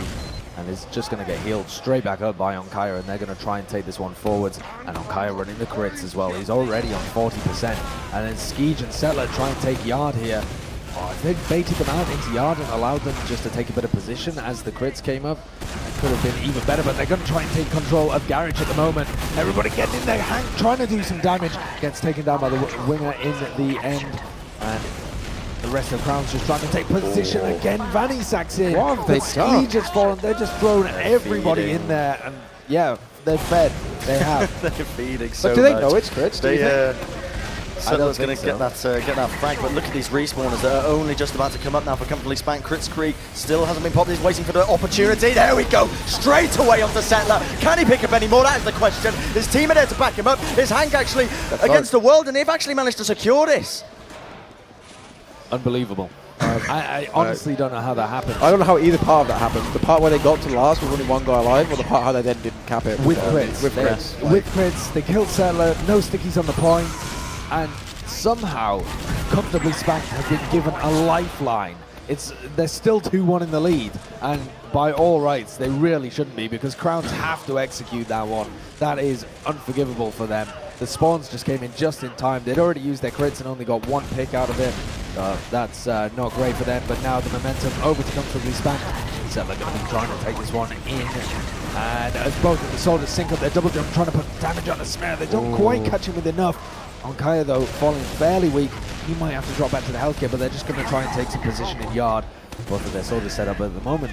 Comfortably spanked could find an easy entry through that left-hand side without Tiger So being there. are they going to play on this Uber? No, it doesn't matter. I was going to say, they had like a window which, like with Crown set up, they could have like played off the Uber comfortably spanked and actually caught them out in the yard, but they don't do anything settled down. If I'm comfortably spanked right now, I'm not doing anything, like any kind of commit plays. I'm just going to sack 1 guy until the end of time, because there's actually, we're halfway through the map now, and they're in control of mid, they have the lead. There's really nothing that the enemy team can do to threaten them, as long as Skeege can kind of keep his eye on things like Spy, etc. Like, there's actually nothing they can do to touch them if they just do 1 sack after another, if they play it properly. That's what I think they should probably do from here on out, which is probably not what Bren wants to see. I know he doesn't like the slow games, but I think the smart thing to do here is just throw 1 body in time and time again. And they should all just throw their bodies in and see what happens. You know, here we go. Tom's trying to make a play happen, but look at that denial. Straight up, Tiger hits him with a quick 1-2, and it's going to be brought down to his level very, very quickly. And now look at this. Crowns moving in off that pick straight away. A lot of damage coming out already. Trying to spam them out if they potentially can, but they've been caught in this corner. Uber going to be popped off now. They've already got 2 frags. Crowns have not dropped a single person. Very, very messy by comfortably spanked there. Quite questionable indeed. Skeege trying to escape with his life. Not going to happen with the surf. Settler trying to spam them out as well. But that was a bit of a misplay. They didn't have anywhere near enough spam to deny the initial entry. I mean, when Comfort the Spank had already got in so far, Crowns had already got in so far, Skeege is actually the first one to pop off his Uber when Onkaya hasn't even come into the choke point yet. So that one was mental. And then they dropped 2 players before he's able to save them in the Uber. That was crazy. Yeah, it did seem that they just weren't prepared for it at all, which is kind of odd, because it's really the only place you can do anything is that choke on the right from the defender's perspective. It's the only door they can possibly make any play counter happen. Speaking of plays, oh my goodness, Onkaya escapes with 7 health on the man. How does he do it? I will never know. Probably by using his WASD keys, but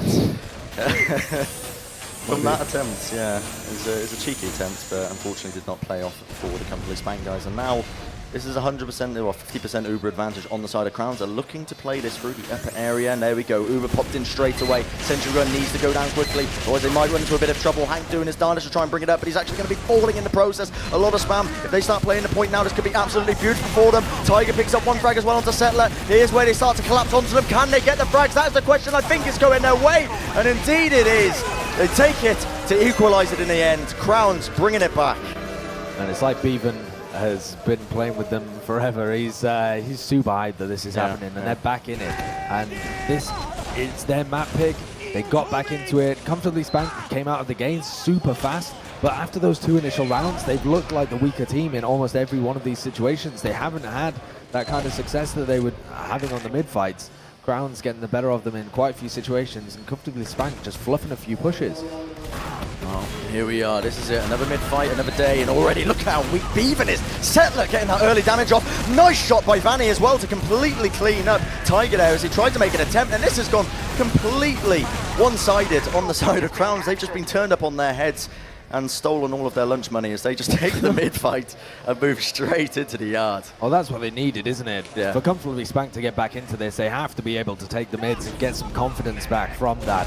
This has been so long since they were in like a really commanding position to take it. Kaiser escapes, but he's only on 60%, and Skeej, good, he has to know this. No, Vanny's on Spy. Really? That's really unlucky. No, he might be taking a forward spawn, actually. Uber's Yes, been he's taking a popped. forward Uber's spawn. been popped They're in. going to pop it to last. Straight away, Sentry needs to be brought down very quickly. We see Tom trying to make a play happen on very little health. Is going to be trying to basically bring down Unkai. I think he actually managed to pick him up actually as well. So Skeej falling in the process as well as that. Very, very sloppy by both these sides. Dania and Vanny are both kind of fishing for plays here, though. Dania's actually stuck How has he done this? No way, surely not. He's going to get brought down. Yes, okay. He he just completely slipped past everyone. Now, Vanny's actually just getting out now. I was going to say, Vanny might have been the disappointment, but I think Vanny got caught up in a 1v1 at the point. But Vanny maybe going to make it out alive, so they're going to keep 5 guys alive at least. And Crit's actually up for Skeej now. So that's a change of play. Skeej hasn't run the crits just yet, so we'll see whether Kaiser and his team predict this one. No one spawned to check it, like no one. They're not even going to be able to hold them into yard here, though. Crown's going for the push, but Vanny takes down 2 already. Both of the flank players gone, and there's the 3rd one. Atomic falls as well as both of the scouts and the roamer. Oh, and seats a pipe, and Seller's going to be chasing this one down. Smear's doing what he can, but there's nothing that's going to hold this one off. Crowns wiping in that attempt to dry push into yard. Vanny going huge with the initial stuff. Why the hell did they do that? I've no idea. I feel like they thought they had a favorable engagement. They just went for the dry push. Perhaps they realized it was crits and they thought it was coming up earlier than it was. But if you read crits, it's so easy, like with just sticky traps to like deny it on Granary second. It's really claustrophobic. You really like don't have to make such an all-in play off your own second. That's the problem. Like if you lose that fight, you lose the round. It's not like if it's happening on the other side of the map and you can recover still. Well, they did lose that fight and they did lose the round, so it's 3-2 with 11.5 minutes left. Still a lot of time to go here, and we've seen 5 rounds already. Let's see, Settler falls to Smira's snipe sticky there, and this is going to make Vanny and Skeej back off. Crowns in control of the mid-fight on this right-hand side. They're going to try and leave. Vanny was super weak, and Smir just seeing if he can boss around the rest of the team. Oh, what a pipe as well. Oh my goodness. Time and time again, he's putting in this damage. That was incredibly well played. One explosive mid-fight by the side of Crowns. I really don't understand how Smir is such a... No, he does get it! Tiger! Unbelievable stuff by the Soldier dynamic duo. They both left. Tiger did pay with his life in the end, but this is absolutely beautiful for them. This is a complete 180. It's all on Settler. Can he do it? It's not going to be happening whatsoever. And they're going to be able to cap this, equalizing in very, very rapid succession. I don't understand how Smir is such a low-impact player online, and then at LAN he just seems to come out of his shell and try and perform at the same level or higher as these other top demos as well. I mean, Settler, perhaps not who you'd throw in there as like a top demo, but Smir is really performing at a much higher level than we've seen from him online recently, and he's doing really well for his team. He managed to make that one roll all the way to last, set that situation up for his soldiers, and Amson Tiger deliver. They've tied it up to 3-3. Here we are, another mid-fight, another day. Ams moving very far forward, trying to create that damage at the same time. Both the soldiers on Comfortably Spanked, absolutely destroying. Hank picks up the frag onto Kaiser as well. They've already got 2. Can they get any more? Make it 3. But everyone on Comfortably Spanked is actually very weak. This could be clean-up duty. If Smear can make some magic happen, that is yet to be seen. He picks up 1. He's dodging and juking, but he's going to get brought down in the end. but this is still not over. Atomic picks up a 2K, He- and now it's a 1v1. Is he going to be? He's got the health back, and now he's taking on Denia. Can he get this frag? That is the question. He's trying to take it 1v1. This is for the mid fight. This is very crucial. Is he going to be able to do it? I do not know. He's starting to get what's going on. Oh my god. They both saw that health get at the same time, and they realized that Atomic was trying to make the play round onto it. Then here comes. They can't be too obvious that they're going for the health kit, otherwise it's an easy prediction. It's not shot. over, man. Oh, It's they're still still going. going as well. Both of these combos come into this one, but Skeege and Vanny don't really have the backup. And Ams just destroys him, juggles him up the direct. Vanny deals with Ams though, and this engagement is still going to carry on. I think it looks like Comfortably Spanked still want to commit. What is this fight? It's just dragged on for so long. Tom now looking to commit, trying to pick up that frag. Can he get it? One rocket, two rocket. Can he hit the third? It's not going to happen whatsoever as he just backs all the way off on Kaya. Escaping. Meanwhile, Settler is just doing Settler things. But this worked perfectly for him. Last time, he's not going to be able to get it this time though. Oh, he gets the pipe. Oh, that was so close. If the roller had hit as well, that's Honkaya gone, because he only had about 120 health. Just, I can't believe he hit that pipe at the end there. It's such a Hail Mary play. I don't think he even meant to. I think he was trying to kill the demo still, but just managed to get the pipe to change possibly. targets. That would have been so unlucky then if he was aiming for the demo and then Honkaya just beats both of them.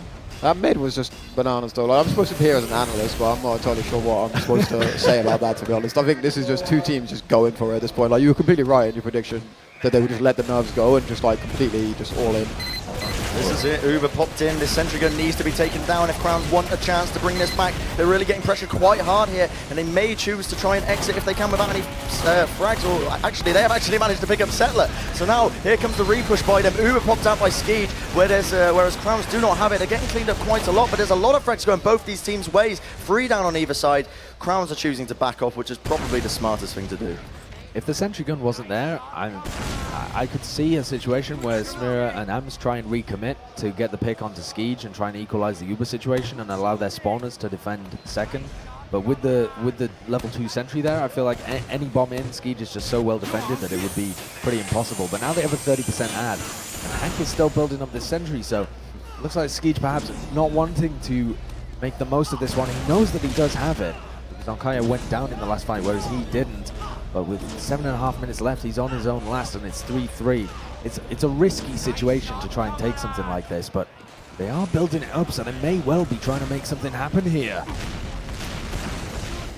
And trying to peek forward. The Uber is popped off, actually. They're trying to get onto Smith. They don't really know where Onkaya is. They have a feeling that he might be somewhere around here. Just eating him out. Oh, there he is. And Vanny can't quite get onto him, but with 100 health, Onkaya is now going to have the Uber charge, but it's only the 2 of them left alive. He's only been healing his pocket this entire time. Pops it off. Can Ams get any value out of it? Not a chance. He's 2v4, and he's just going to have to back this one off. The Uber's going to remain fairly equal, but they've given up second point there, and that was, all in all, a fairly well executed push from Vanny. I think I'll have to give the credit to him for the way that he was able to actually get quite a lot of value from that solo pocket Uber. Straight away, the aggression coming in. Bevan trying to make some plays happen. Look how weak he is. 6 HP is going to get brought down. Everyone from Crowns is falling. 4 down already, and Kaiser falling in the mix as well as that.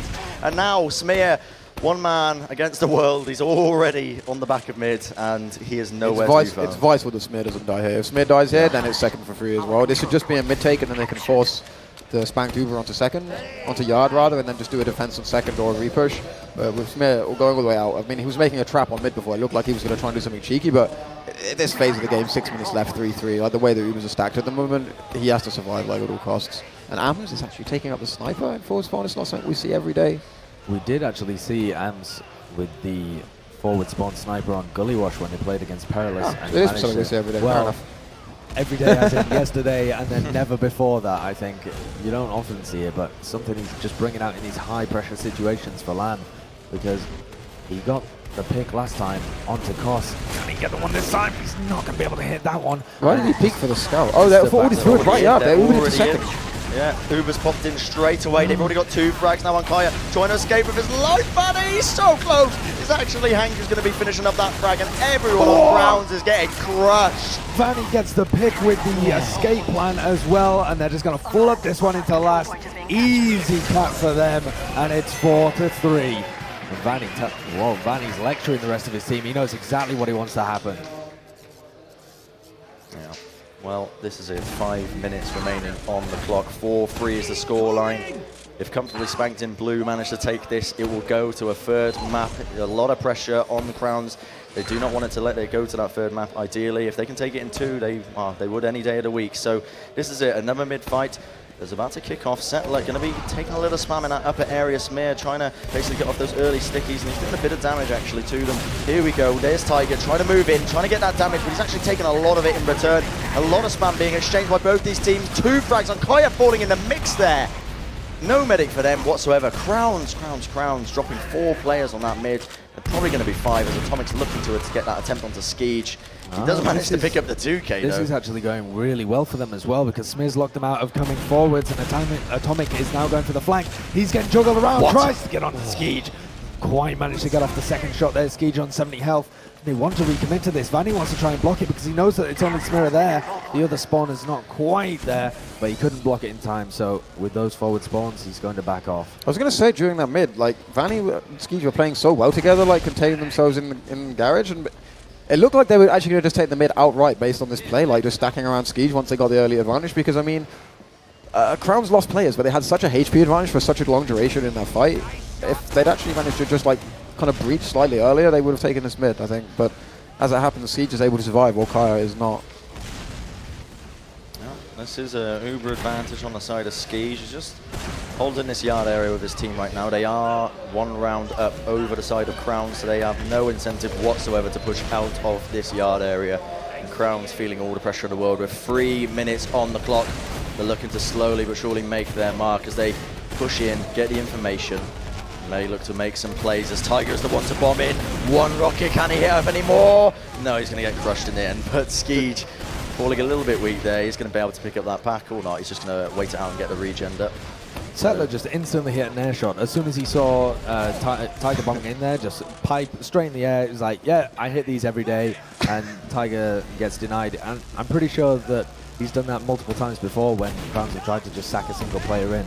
But with only 2 minutes and 42 seconds left, this is Crowns to try and create a situation for them here, because it's been hard enough for them to crack. I feel like if they just try and dry push in through an area, that has been what's created the best situations for them so far this match. The thing is, if Settler's actually doing this, where he's just trying to turn around and air shot people when they do sacks, they may even consider a double sack, because actually Tiger trying to breach on the right yard. They've actually just done 2,000. That was really, really bad, to be honest. I mean, I can see what they're trying to do. They're trying to breach right yard and get people behind, but you can't like commit 2 bodies there, because it's such like a random play. You're just counting assault on a soldier to get through a sticky trap and win a 1v1. You really can't commit a scout at the same time. And now we see a crucial difference in how these 2 teams are playing as the time ticks down. Yeah. Because I'm pretty sure that at any time before now, with those 2 players down, comfortably Spank would have committed to that and would have tried to make something happen. But they're just holding on. They know that Crowns are having difficulty breaching this one. Kaya pops his Uber in though, and they're going to try and get onto Settler. Skeege is nowhere near, and he's going to hold on to his Uber and allow his demo to fall. Now they pop it off. Vanny taking this one. He needs to get value from it, otherwise that single pick is not going to be enough. But Tom and Hank at the back line have just destroyed Crowns here. And this is going to be so difficult for Beaven and Tiger to do anything, even with Onkaya's heals. So Spanked is so tentative though. They don't want to go still. I mean, it makes sense. Not committing. Like, they could bleed the time out here. Like, I mean, they could just slowly give up ground all the way to last now and actually bleed out the entire clock. But one mistake and they're going to live to pay.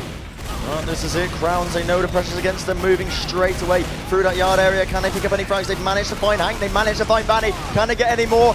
Can they get any more? That is the question, as Thomas jumped in, putting in a lot of damage. He's actually managed to find 2 frags of his own against Crowns, but this is really all on them. Now Tom in the back line is going to be trying to basically create some distraction plays.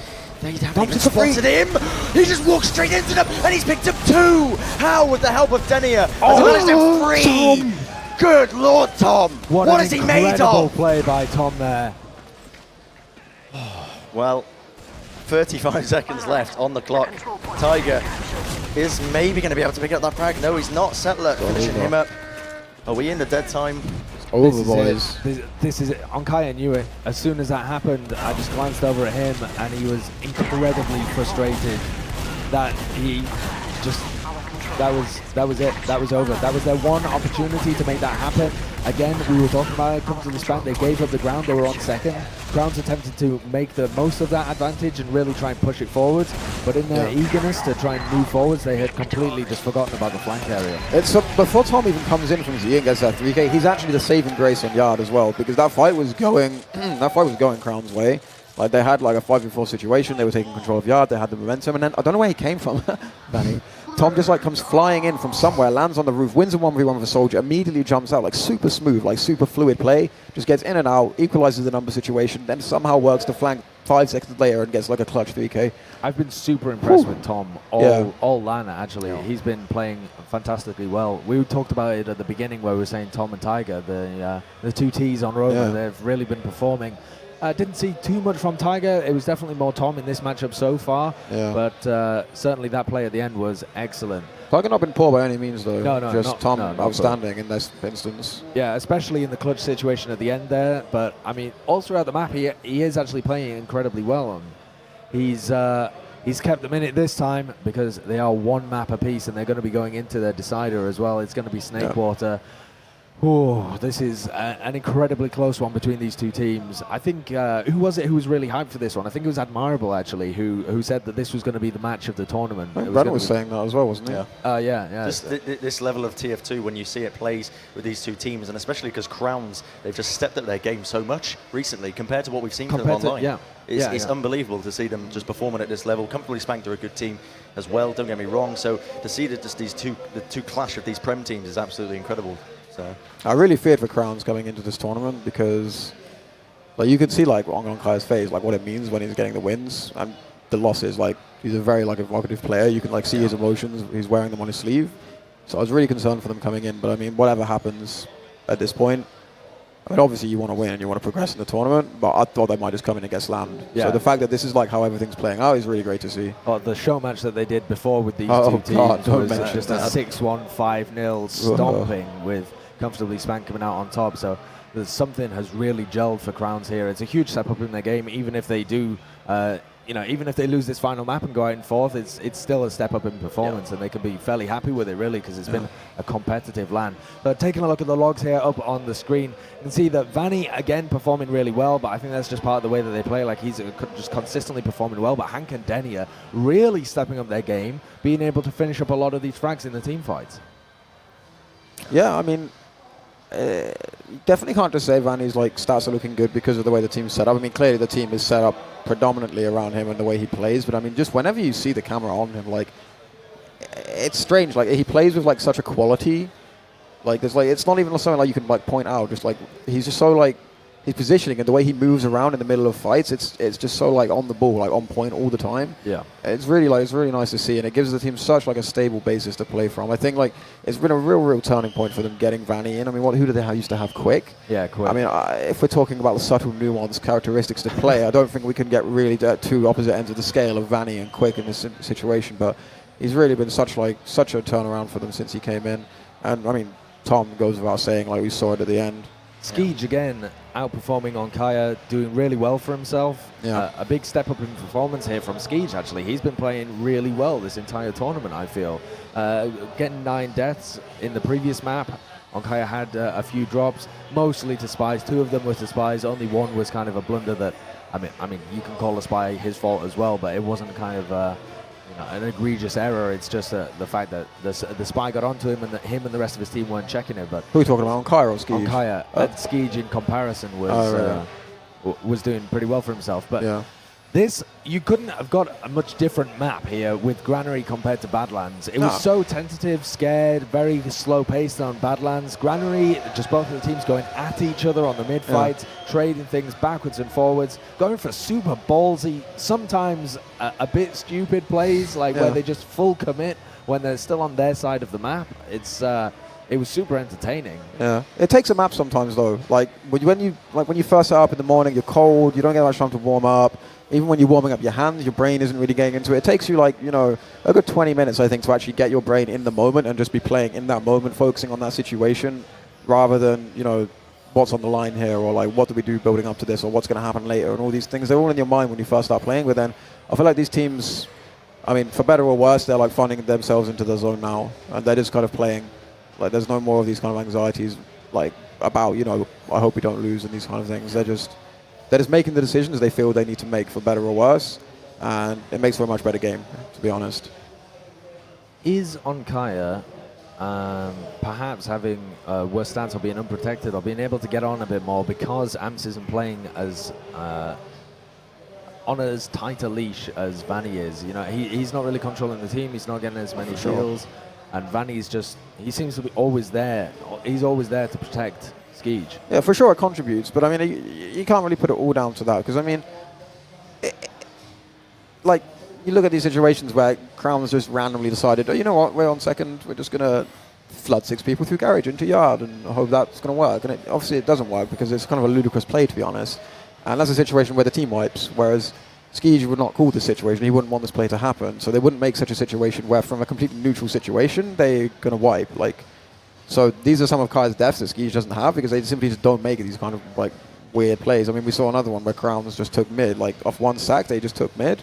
Yeah. And sure, that was a complete mess. And I mean, Skeege did actually end up dying there. But I mean, if Crowns make 5 of those plays per map, they're actually going to fail 3 or 4 of them, which is like death stacking off a Kai. And one of the and like say Crowns win 2 of those, one of those situations Skeege is going to survive. So these are all deaths that Kai is getting, that Skeege isn't getting. But obviously having a shotgun on your pocket is going to be quite helpful in that regard. I mean, it's part of the trade-off. You don't have the same ability, but obviously you have like an extra like finishing off weapon. He actually doesn't seem to be that limited by it as well. Yeah, if you think about the shotgun pockets, Vanny is, I mean, he almost doesn't seem limited by the shotgun at all. He's still playing with the same kind of mobility. He still seems to be making space for his team. Doesn't seem to be like an anchor when they're playing fast-paced. So, yeah, I'm impressed by Vanny's play. In terms of the mid-fights, though, let's take a look at that, because only 3 of them, it was actually a complete opposite in terms of like the rounds won. It obviously doesn't correlate to the round 1 what was the cap to the other team, but 3 mid-fights went to comfortably Spanked and 5 to Crowns. So they got the better end of quite a few of them. But a lot of them towards the end were super scrappy as well. They came down to like the final stuff, or like a key person who's misplaced in terms of their position. That 1v1 from Atomic and Denia. Yeah, I mean, like, that's just ridiculous. It just summarizes the entire like last 10 minutes of the game. It was just like balls to the wall, do our best, but best wasn't good enough in some situations, and that fight was a bit... So we've got a situation there as well where both teams have taken the opposition's map. Yep. So perhaps, you know, not making the best use of the map veto stage. We'll take a look at the fantasy stats as well, see how people manage to get the point caps by zone. Just fairly even across the board there, apart from the second point for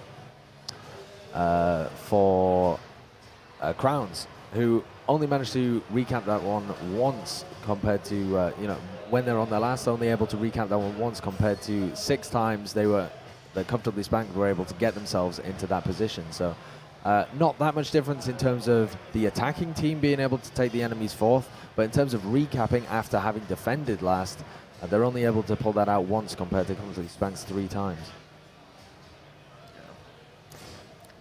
All in all, just an absolute domination. We did see it was fairly even to begin with, as we mentioned before, but moving into this, Snakewater as a map, which is the next one we're going to be looking at. We can talk a little bit about these relative frags by zone actually first, rather than we move on to Snakewater. But I mean, showing this, the mid fights are going the way of the Crowns guys, but other than that, it's really across the board an absolute domination for the comfortably Spanked.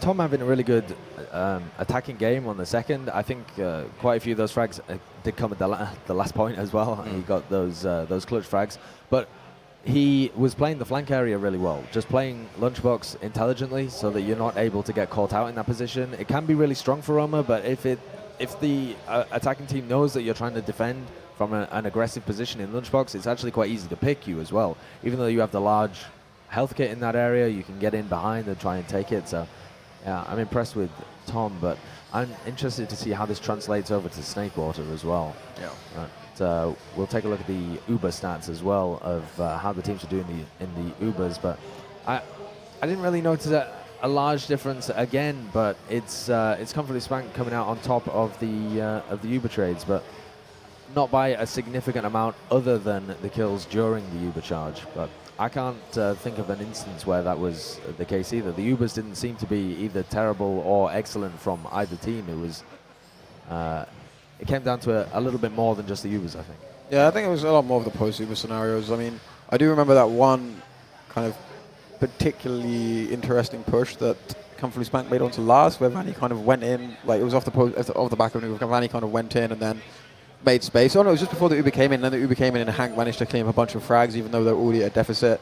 So I think they were actually getting some rounds actually off the back of like just good Uber plays. But I mean, this game was about a lot more than that, to be honest. That's kind of the way TF2's gone in general lately. People become so accustomed to the way the Uber meta works that what happens in the beginning and after of the trade is so much more important than the trade itself. The trade is almost a formality at this point, and like these numbers, they're mostly coming from disadvantage pushes, and it can be just quite random, like who gets the most advantage pushes and who just, like, you know, you can make a mistake and give a round away, or you can make a mistake and give an Uber advantage push away. Yeah, it just depends which mistake you make, and these stats, they can lean one way or the other without really meaning anything sometimes, and this game I think is an example of that. Well, both teams have managed to take the opponent's map choice as well. So we're going to be heading to our decider map of Snakewater here in the lower bracket round 1 game between Crowns and Comfortably Spanked. And these two teams, they're getting sorted on Snakewater. But this one's going to be a super interesting one as well, because we had the kind of classic Badlands and the classic fast-paced granary. So it's not really the classic granary that you perhaps think of where teams are really finding it difficult to push in through choke points, and there's often the stalemates. But Granary does have that duality in that it can be super fast-paced as well because of the back of the mid-fights and the way that you can carry momentum through. Snakewater, though, very different to both of those two maps, I think. That it doesn't have the fast-paced nature off the back of the mids that Granary has. It also has a much more difficult last point to push rather than mid to second. So a lot of it is going to come down to who can establish control rather than pushing that forwards into momentum and trying to take a full round off the back of it, I think. Yeah, like Snake for me, it's a map that it works because it's so bad. Do you know what I mean? Like it's so like anti everything that actually made TF2 an interesting competitive format to begin with, but it provides such like a breath of fresh air compared to the way the other maps play. It was kind of like when people were discussing what improvements can we make to Snake, and everyone's talking about changes like open this choke up, make this choke flow more, make it so you can push here really easily. It's like actually the only reason we have this map in the map pool is because it's different. If we're just going to make it like the others, it's just going to be like a worse version of other maps. And going into this game, thinking of Snake, I have to say it's Comfortably Spanked's map to lose. If they turn up and play their game here, then they're going to win this, like, for sure. Like, they have every advantage I could possibly think of going into it, but the pressure's on, basically. And when the pressure's on, and when Skeege is saying his catchphrase that I won't say in case we're any Dutch viewers, you like never know what's going to happen. But really, like, their plan for this map, they have a lot in their books. I think it suits them better as a team, their style, their cohesion.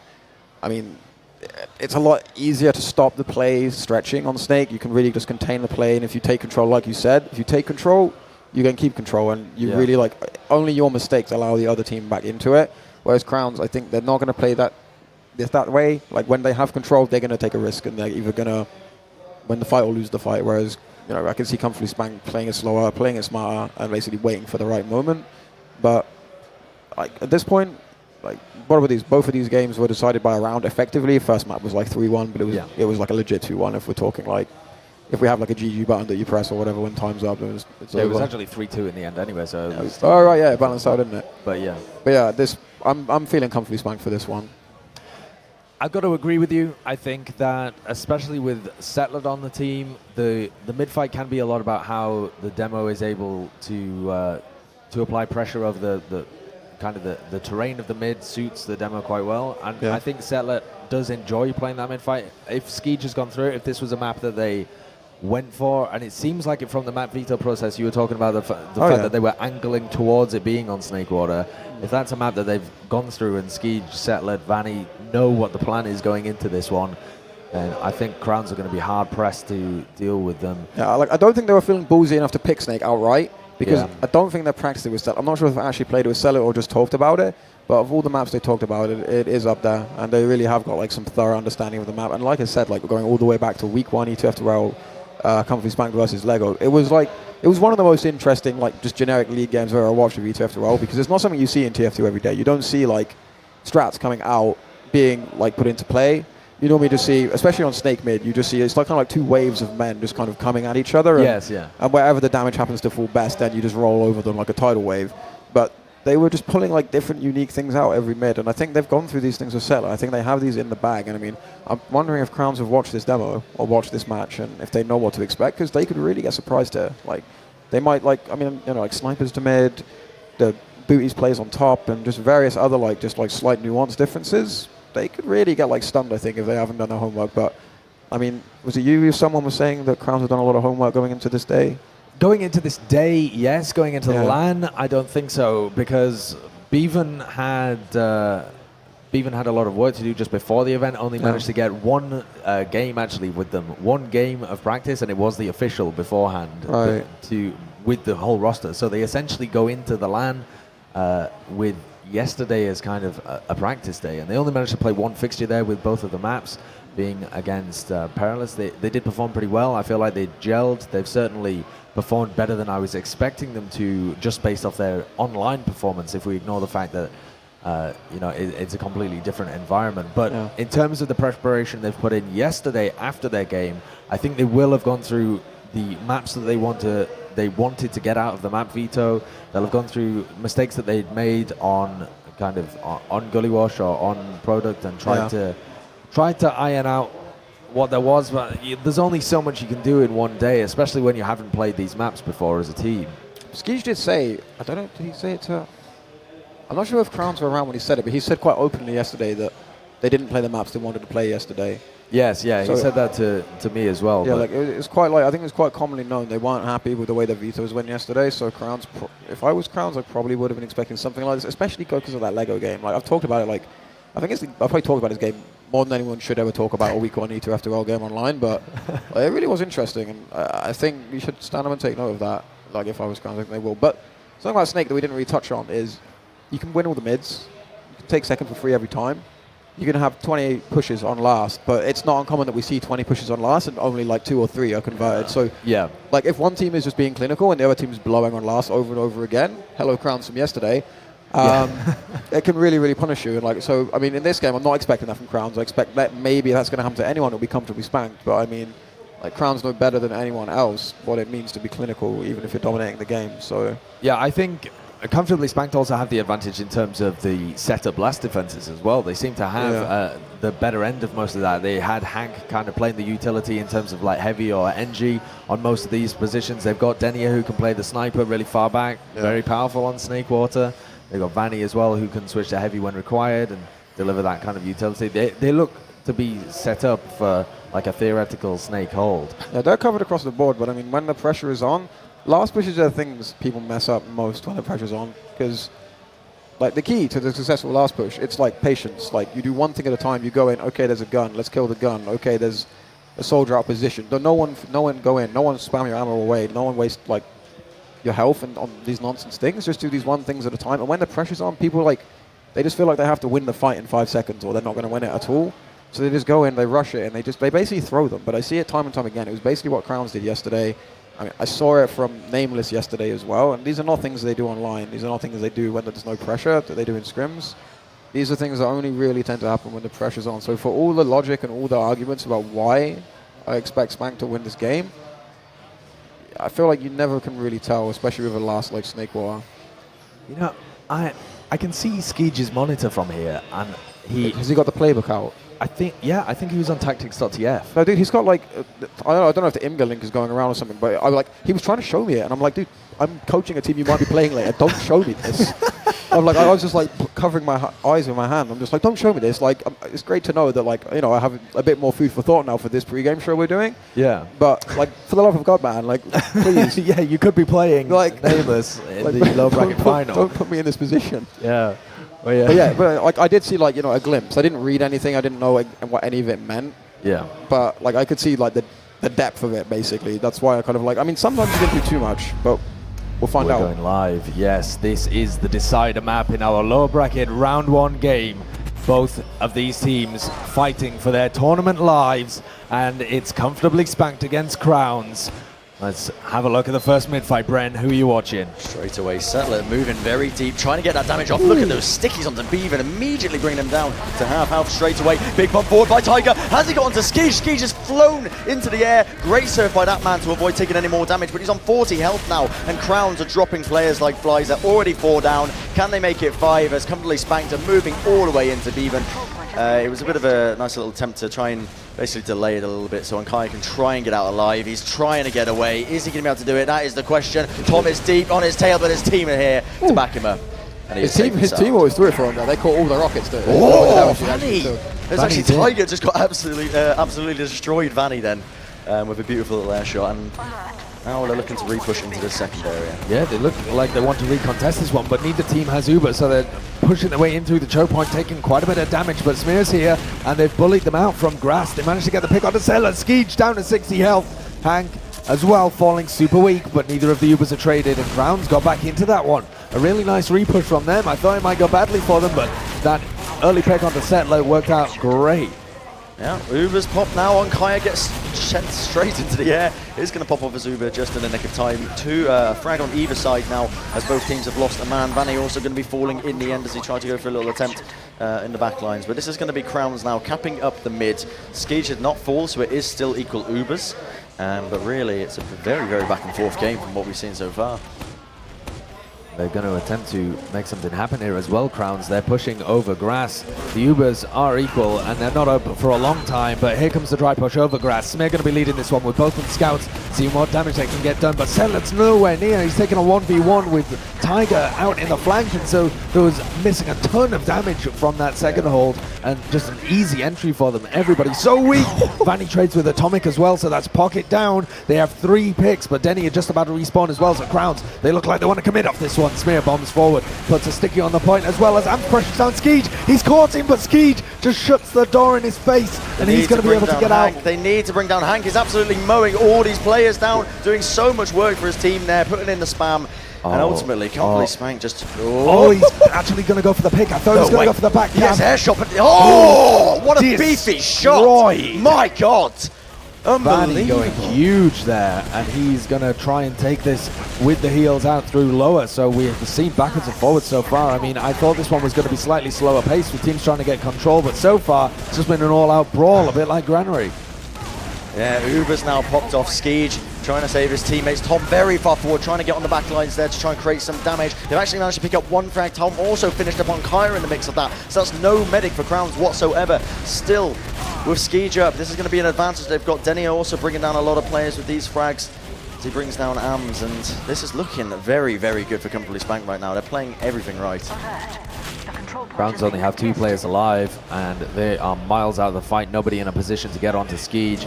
Tom going spy, is that just to take the forward spawn? Yes, looks like it. He's not going to attempt the miracle plays. That would be yet another player from Comfortably Spanked attempting to take the spy. But they've got a huge advantage here as well, so absolutely no reason why you would want that off glass. So they're just going to try and storm forward. They've got 80%. Smear going to be holding from Chi, seeing what damage he can get done, but here comes the commit from Tiger. Can he get onto Skiege? He's missed the air shot just. That was such a lovely attempt. But Skiege just managed to serve away in the nick of time, and now...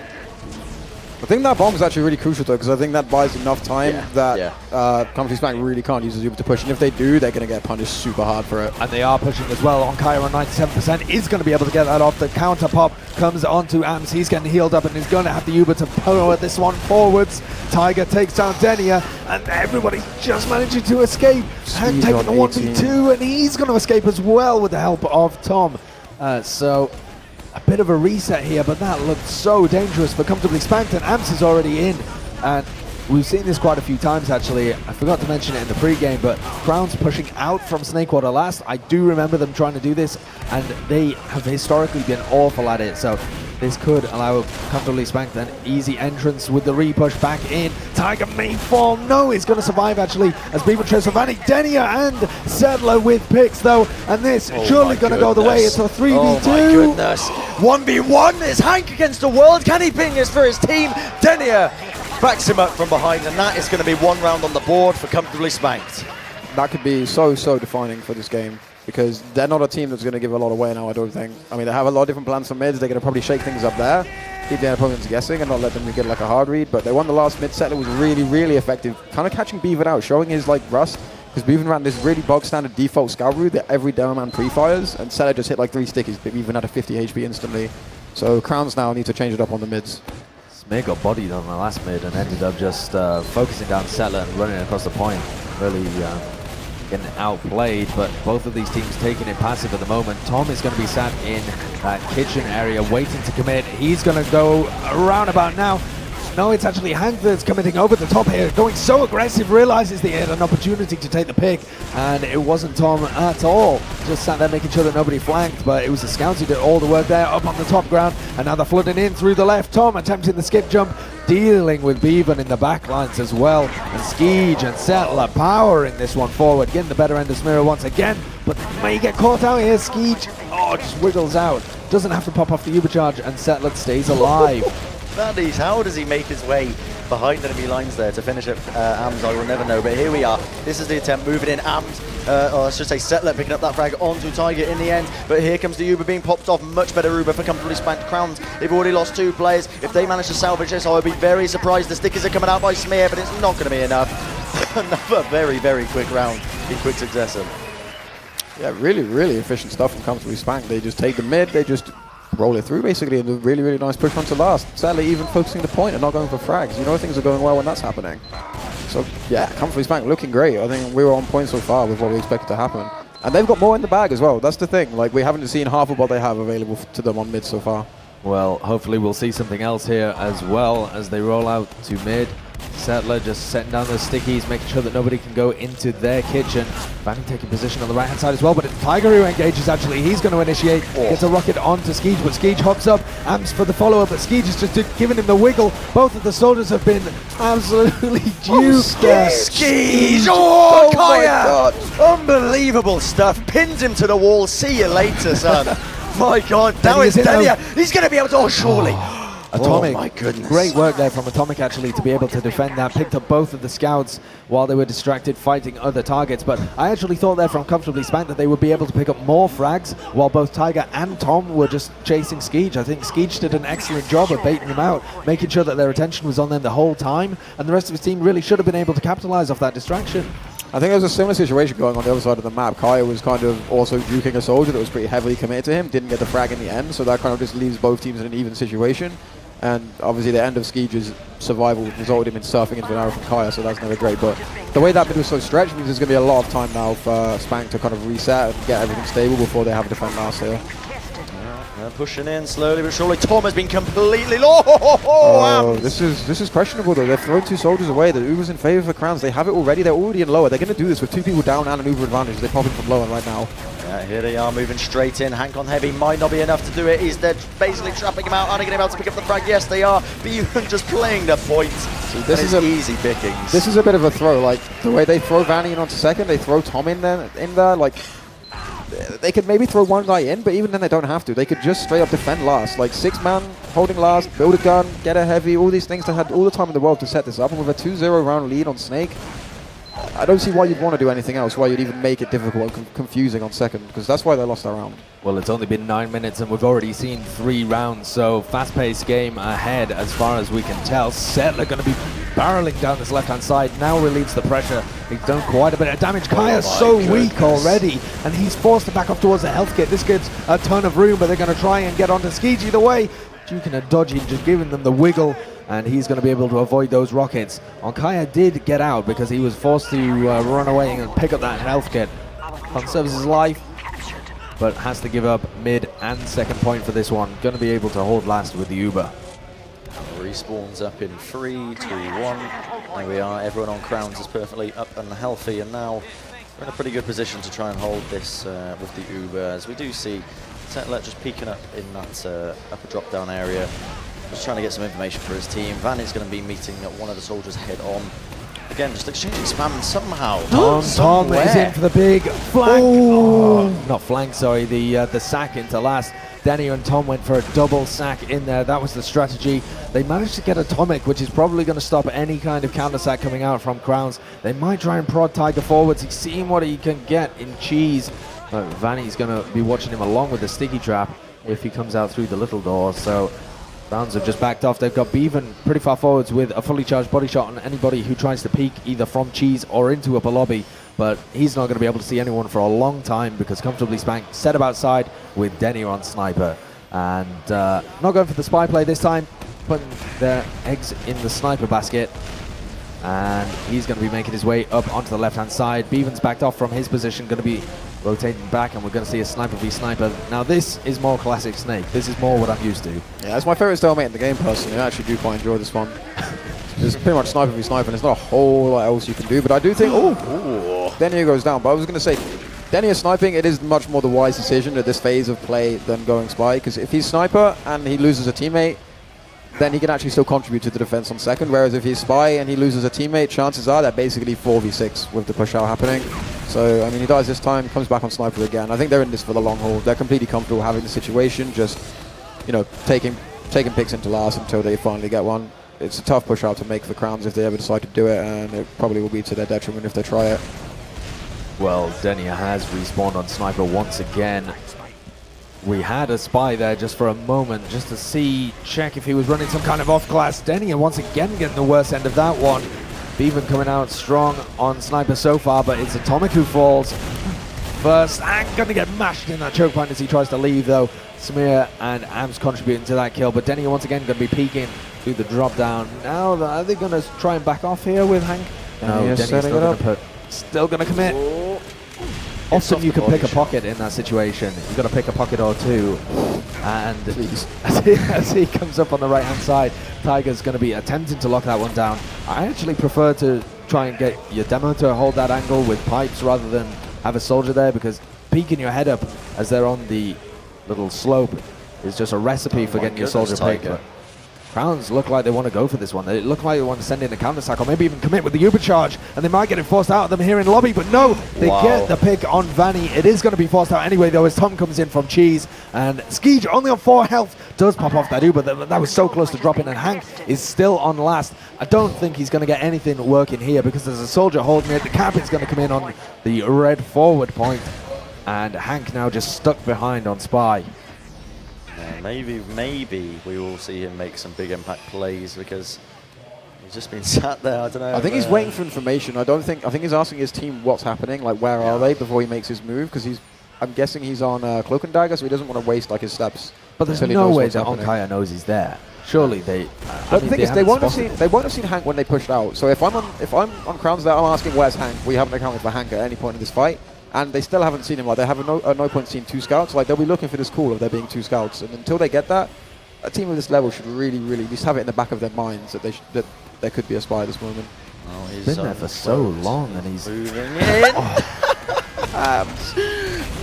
But he survived as well, so it's not like Hank's got down and is able to commit to this one. But in the meantime, no way! Surely not! Is he really going to be able to take this? Unkaya! Oh! Unbelievable stuff, and his team's there to back him up.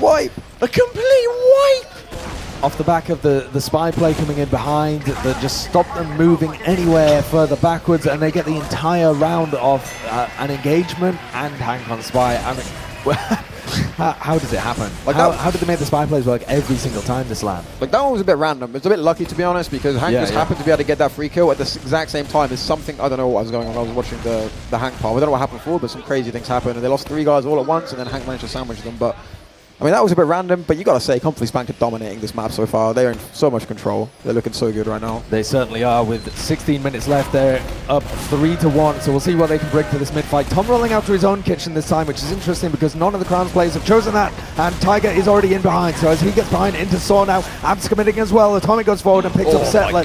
Onkaya, though, falls in the back line, so that means they have no heals, but they're getting quite a few frags either way. It's a 3v3, though, and the heals do favor Skeege and his team of Comfortably Spanked. They've had to give up so much ground just in order to hold on to their health, but with Bevan and Tiger, they're still fairly healthy. They've had the time to go and pick up some health kits, so they're going to be able to re-engage onto this one. Denier falls, but they're surely going to be able to keep Skeege alive here because Vanny is on the prowl, and he is just able to defend Skeege in almost all of these situations. Bevan is still looking to make some plays. He's moving in. Have they spotted him? Surely not.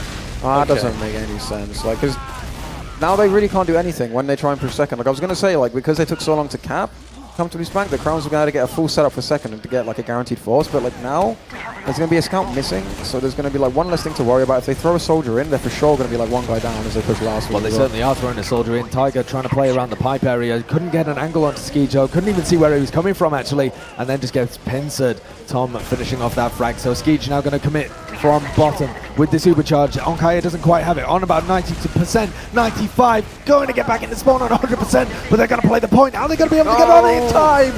No, they're not. And Skijo there, very happy with that one. They go up 4-1 with only half the map gone so far as well. So Crowns need to dig deep here.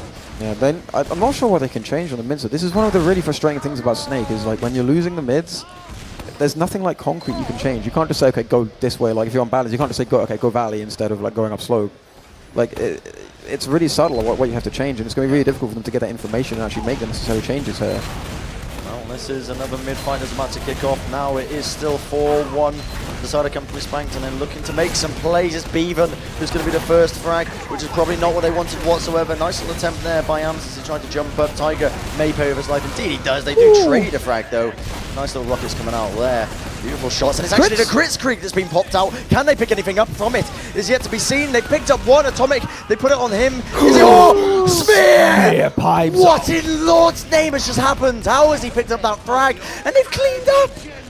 This is the play that Crowns pull out of the bag whenever it's going badly for them. We should have expected it, but it's the Onkaya crits, and he just combines with Smira when things are looking tough, and he tries to pull it out of the bag. The problem is that you can't pull it out again and again and again, but he may well try They're it. both on crits. They're both on crits Krieg again, and this is super interesting from Skijo's point of view as well, because are they going to try and defend second? They surely should. The heals aren't there. Fight? The heals aren't there for them. These guys shouldn't even be trying to get that cap. Like Bevan showing his rust there, like he really shouldn't be in. So even Smith going down, that's going to be crucial.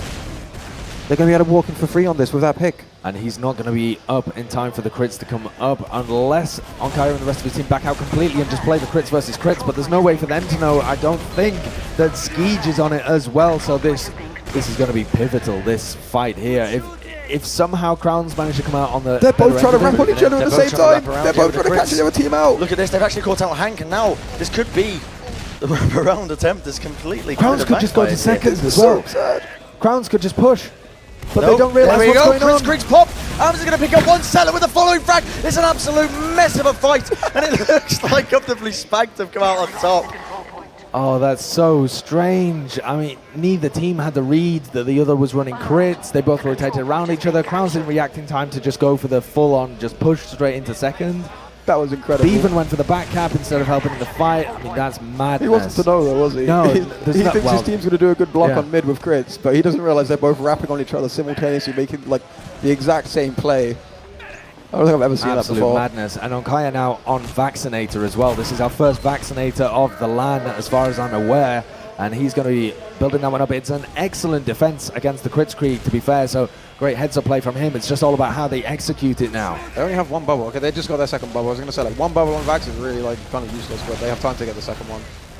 They may even have time to get the third as well, because Skijo's taking his time with it. Here comes Settler in with the Crits Creek. Onkaya's going to pop off the bubble though, and they haven't caught anybody yet. Vanny is so weak here as well. Tiger, Atomic, Amps, all picking up frags, and everybody here from Comfortably Spanked falling.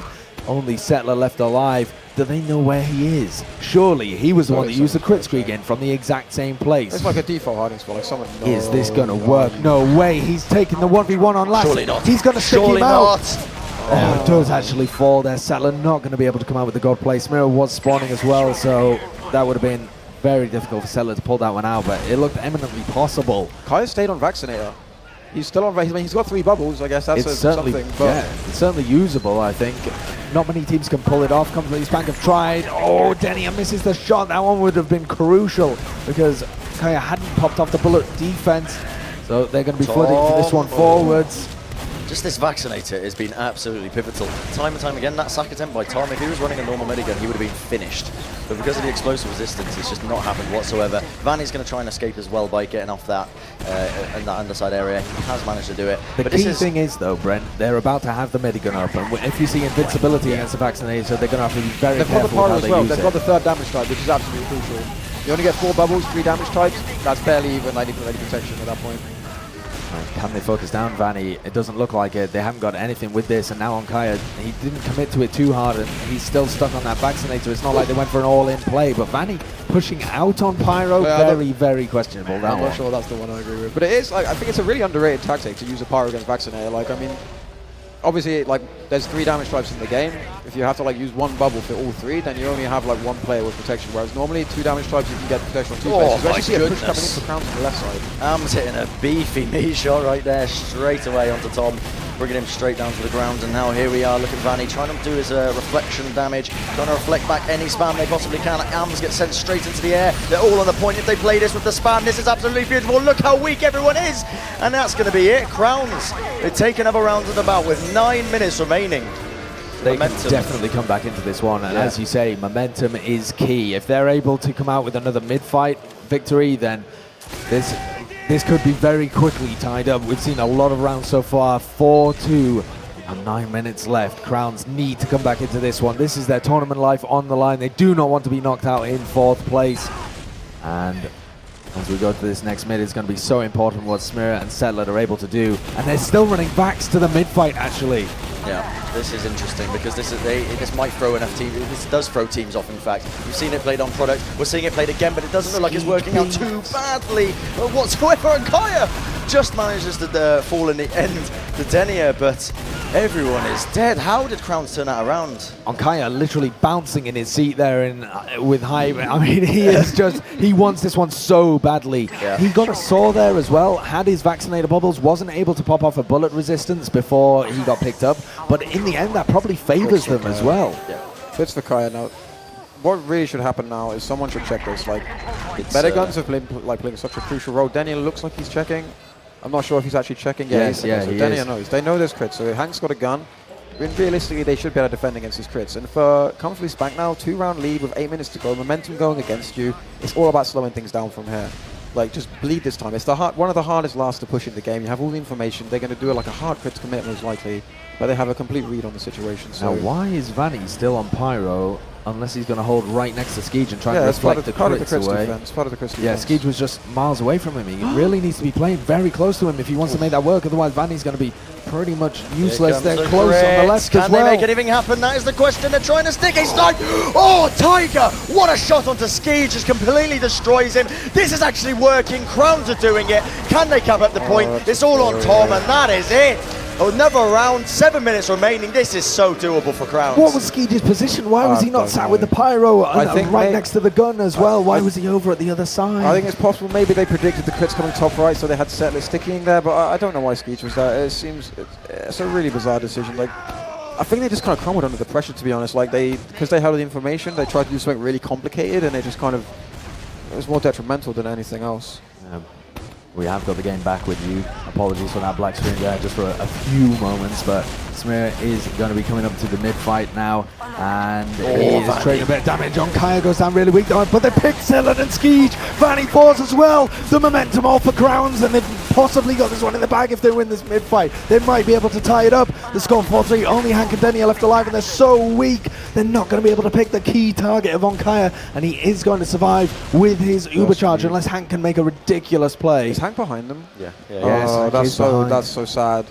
Because they just need 6 guys, like, really. Like, they need 6 guys on last, and Hank's going to just... He's going to try and spawn camp Smira, I guess. He really doesn't have any other option. He's missed them completely as well. Hank's miles away. There's no chance that Hank is making a play here. In the meantime, Settler's gone down. I don't know how or why, but I think we're looking at a tied game. It should be at this point. Settler does get the spawn probably before they'll commit with this one. Crown's just taking a little while, but Hank is still miles away. He might just get there for this fight, but Tiger knows that he is there. He's on the back cap though, and that puts the pressure on Crowns to commit fast. They're going to commit to the point though. They're just stacking it, and they managed to get it. That one is 4-3. 4-4, sorry. It's a tied game. Of course, 4-3. Oh yes, 4-3. Yeah, incredible. No, they've tied it up. That's amazing, that comeback from Crowns. But this is a complete crumble from Spanked at the moment. They've lost all like sense of composure. I mean, Hank behind, Settler going down. It's a calamity of errors. Like, the last 5 minutes has just been error after error. Do you remember when we were saying 9 minutes, 4-2? That was 4 minutes ago. Yeah. We haven't seen a single decent play out of Spanked since then. Oh, and they've been crumbling on the mids as well. Yeah. All the more to play for now. We do see, look at this passive hold by Comfortably Spanked. Not wanting to commit anything at all. They're just really waiting for Denier to try and make something happen. Denier did manage to hit off one shot, I believe. Hank forced the Tiger in the process as well. They're trying to basically get any of these frags they possibly can, but it's not going their way. Crowns picking up 2 frags from the very passive Comfortably Spanked, and now they are going to have this Uber to defend last with 4 minutes remaining. Denier picks up Atomic as well. They managed to get Skeege out of the situation, which they hadn't done for the previous 2 mid-fights. He gets Tiger as well there, Denier, but Amps is going to get onto him. Here comes the Uber charge, but they've committed 3 players with it. Flashed a lot of people around, but they managed to pick on Kaya and Smear. Bevan maybe going to fall here as well. There's not much he can do, and that Uber worked perfectly from Skeege. It's just a respawning Atomic, but I mean, they're playing it really slow. They have to be really cautious here because that camp is like half capped already. Atomic will run straight into a sky. He might win 1-1. No, he doesn't. So that's really well played by Hank. That was really well played by Hank. Just to cover kitchen, win the 1v1 there. Because I mean, he could do nothing but cover kitchen, and then when he gets in the 1v1, if he loses that, it's a real big problem because Atomic can just flood behind. Settler's really aggressive, and Tiger knows where he is, just hanging around in that window area. He has dropped back to the rest of his team. Bevan's in the forward spawn. Is he going to be able to get an angle here onto Skeege? I don't think so, because Skeege is coming from the sawmill area, now making his way possibly up towards Cheese. Oh, here comes Tiger, and he's gonna get Skeege! My goodness. Down goes the medic for Comfortably Spanked, and here comes the collapse as well. But this one's going to be a super scrappy fight. The health advantage in favor of Crowns, but they're falling. All of the players are going down. It's all up to Atomic. 2 HP. Not going to be able to do it. They're going to get there. Are they going to be able to get last from this? He's going to make it. It's going to be so Tiger close. and Bevan are the only ones coming up. Denier's already on the point. got it. He's on no health at all. Have they got this? Unbelievable stuff. Oh, wow. After such a good play by Tiger, and the rest of his team just aren't able to capitalize off it. They took the fight. They thought they were going to be able to get it with the heal advantage. But now it's 3 minutes left, and Comfortably Spanked now again in the lead, 5-4. Crowns have shown that they have the mental stamina to get back into it, but they don't have much time left. This is getting right to the end stages. Crowns going to be feeling the pressure now, trying to potentially make some plays. Ams dropping behind enemy lines now. Tiger with the aggression as well. It's actually a nice pipe by Smear to finish up Settler now, but the frags are going actually the way of Crowns now. They managed to pick up 3 kills already. Can they get any more? That is the question. Atomic is very low on the point. He needs to try and back off. Brilliant movement by Denier actually to escape out of that situation alive. He's on 30 health, and it's a crits from Onkaya as well. So running to last though. He's going to be moving forwards. They're actually very slow off the back of this as well. Surely they want to try and capitalize on the fact that they did so much damage to Skeege, but I don't think they're expecting crits. I don't think they're ready for it. They're not posturing like they expect some crits to be. Well, this is going to be the pivotal moment of the match. Yeah. If they're able to pull off this crit streak, they're going to be able to tie up the game, you would think. But it's genuinely all on Skeege's right click. Like, it's just going to be pure reaction if they're surviving this or not. Here we are. He's coming in. Are they going to be able to pop it in time? Peeking it slowly, but surely, waiting for the information. That's exactly right. They're just waiting for the appropriate angle. Still not popping it off. They're sacking in Tiger actually. Oh my goodness, Tiger! He's dropped Skeege! How is he doing this time and time again? Unbelievable! But this time Crown's surely going to be able to win the after fight as well. It's only Hank and Denier is on Sniper. Hank is going to win this 1v1 though. And Denier picks up Bevan! Oh, how does this happen? How is this happening again? They all split up. And Kaya fell. Oh, that's God. So depressing for Crowns that they're not able to pick that one up because it looked so good for them. There's only 2 players left alive. Hank and Denier, all they have to do is stay together and stay out of Sniper sightlines. They could take their hands off their mouse and keyboard and they would do better than they did with that situation. Yeah, they just bled in. That was, I mean, they do have one last opportunity to tie this game up. There's now no possibility of them outright winning in regulation time, but with crits on Onkaya, they should be able to come forwards here. 50 seconds left, Bren. Ams moves in with the big bomb straight onto Denier's back, and he's going to be bringing him down straight away. They finished up Hank as well. They got 3 picks in such quick succession. This is absolutely beautiful for them. It's exactly what they wanted. 40 seconds on the clock. Can they get any more? That is the question. They're trying to move their way around. They've got the crit streak. It's going to be coming up any time now. I don't think they're ready for it, are they? Here comes the crit. They picked up Vanny, and now they're moving in. Are they going to be able to finish up Settlers? They're already capping up on the point. They're trying to get it done. Are they going to be able to do it? 1 man against the world, and they've drawn it. They do it. Unbelievable. 5-5, the final score. What a throw. Are we watching I Buy Power or Comfortably Spanked? Oh, seriously, someone check Saloon. That was, what were they doing? Why were they just? There's 50 seconds left, and they're just like throwing bodies in on second. That like, was for nothing. crazy. They didn't even have an advantage. It was even Uber. They're just throwing bodies in. What an amazing game to finish it out. That's right. That's Yeah, it was unbelievable. crazy to see. But I mean, I don't know. Comfortably Spanked is sitting right in front of me, and I have to just feel for them. Like, I don't know what the call was there. I don't know what the play was. Incredible from Crowns to come back from that situation to just find the strength to the inner strength to just do it. But after throwing so many great situations, well, Tiger, you got to give it to Tiger. 2 times in a row, drop Skeege. The rest of his team just cannot deal with it. Like they just cannot play that after situation at all. Tiger's going to be feeling awful in both of those situations that he's able to create it for his team and they just throw it all away, but they come back in the end. And the 5-5 scoreline, they're going to be going to a golden cap, but that is just unbelievable. It's just so weird that Comfortably Spanked, the way they played second with when there's 50 seconds left on the clock, like get to last turtle. Yeah, like just play from the bow, put up a little bit of spam, get all the information, but don't have anyone in a position where they can die. Like if you're taking a sneeze of damage, just leave. just spam the doors to buy that little extra 5 seconds, so they can't just literally walk in cap and like hold W to last.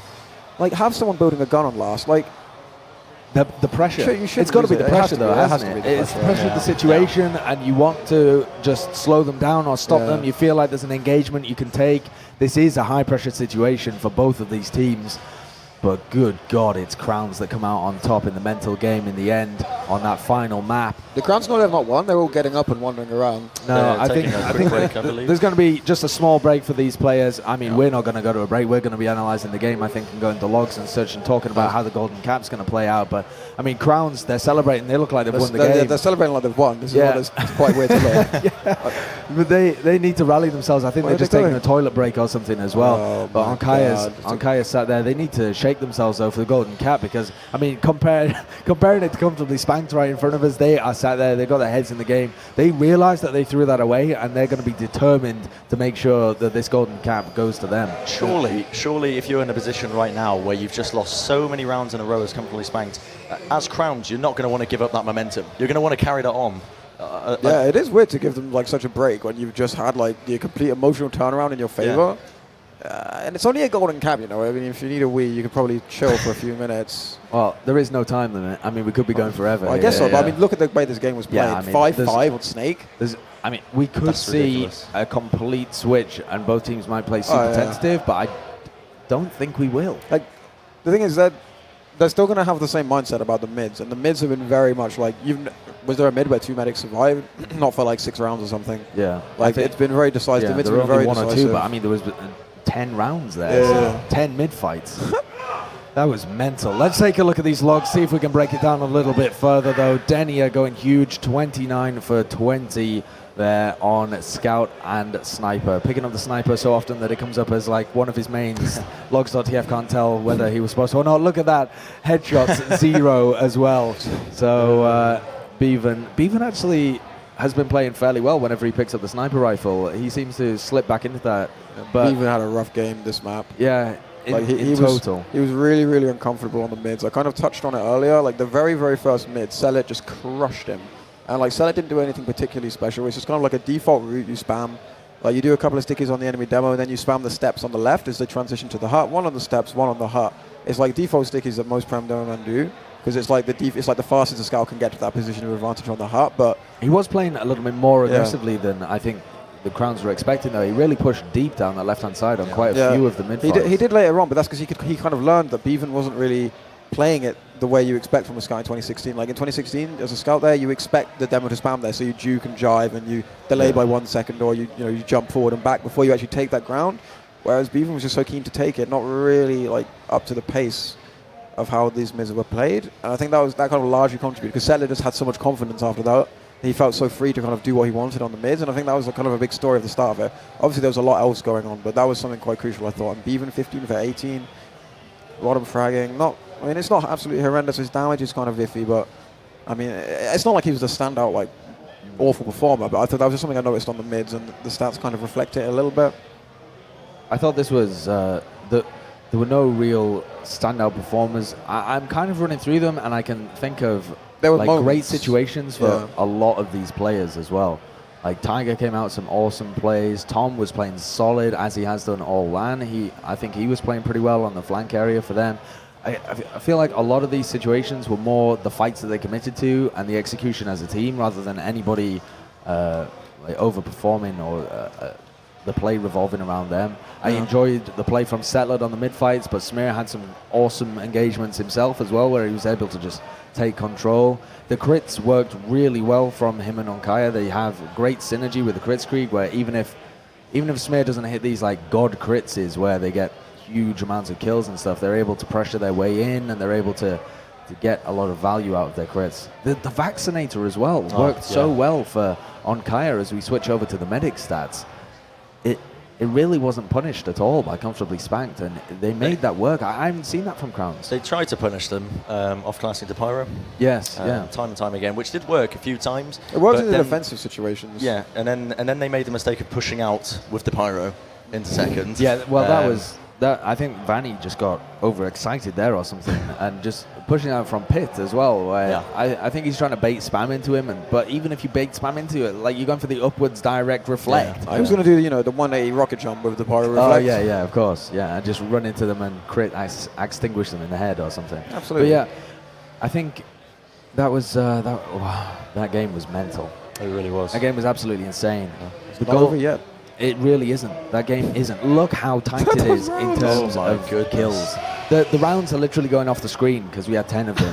So I'll say 1 minute 20, 1 minute 48, 1 minute 43, 1 minute 49, 1 minute 27. Like it's just nonsense. unheard of for Snakewater. Yeah, completely. Yeah, it was not like regular Snakewater. It was again and again. So perhaps if one of these teams can tighten up their last defenses, then we could see it completely go in their favor, because I don't feel like the executions were perfect into last. No, they certainly weren't. It was the defense that was crumbling quite a bit. Especially that one where Crowns were pushing with crits to last. That really weird setup that that Comfy Spank did with Vanny on Pyro on one side, Skeeves on the other side of the map. I don't know what Settler was doing. And Settler was hiding on the right-hand side as well, with Skeege attempting to lock down the right. And they had a sentry gun in a position where it didn't shoot any of the entrances where they might crits from. Yes. So that was one of the weirdest anti-crit strats They had all the pieces, seen. but they played them in a very poor manner. It was like they had the pieces that they needed, but they put them on the wrong board, like they were using chess pieces in backgammon or something. Look at that conversion rate. Look at how high that is. That is actually ridiculous. Yeah, which is why I was saying if a team is able to tighten up their last defense, then because Snakewater is an easy point to defend on last. It's not like these two teams are suddenly just gods at pushing, and against any other team they'd just be slamming rounds home as well. I feel like both of these teams were crumbling in their last defense in terms of they're allowing people too much ground before they try and contest. They're falling on the point and playing it in a very predictable manner, but in the flow of the game, it just felt right that the rounds were just getting hammered home again and again. It's pretty insane. We're getting players trickling back in now from Crowns. Henny is busy tweeting out the fact that his team are performing far better than expected, perhaps. Far better. Yeah, I mean, Comfortably Spanked, we called them the dark horses of the tournament.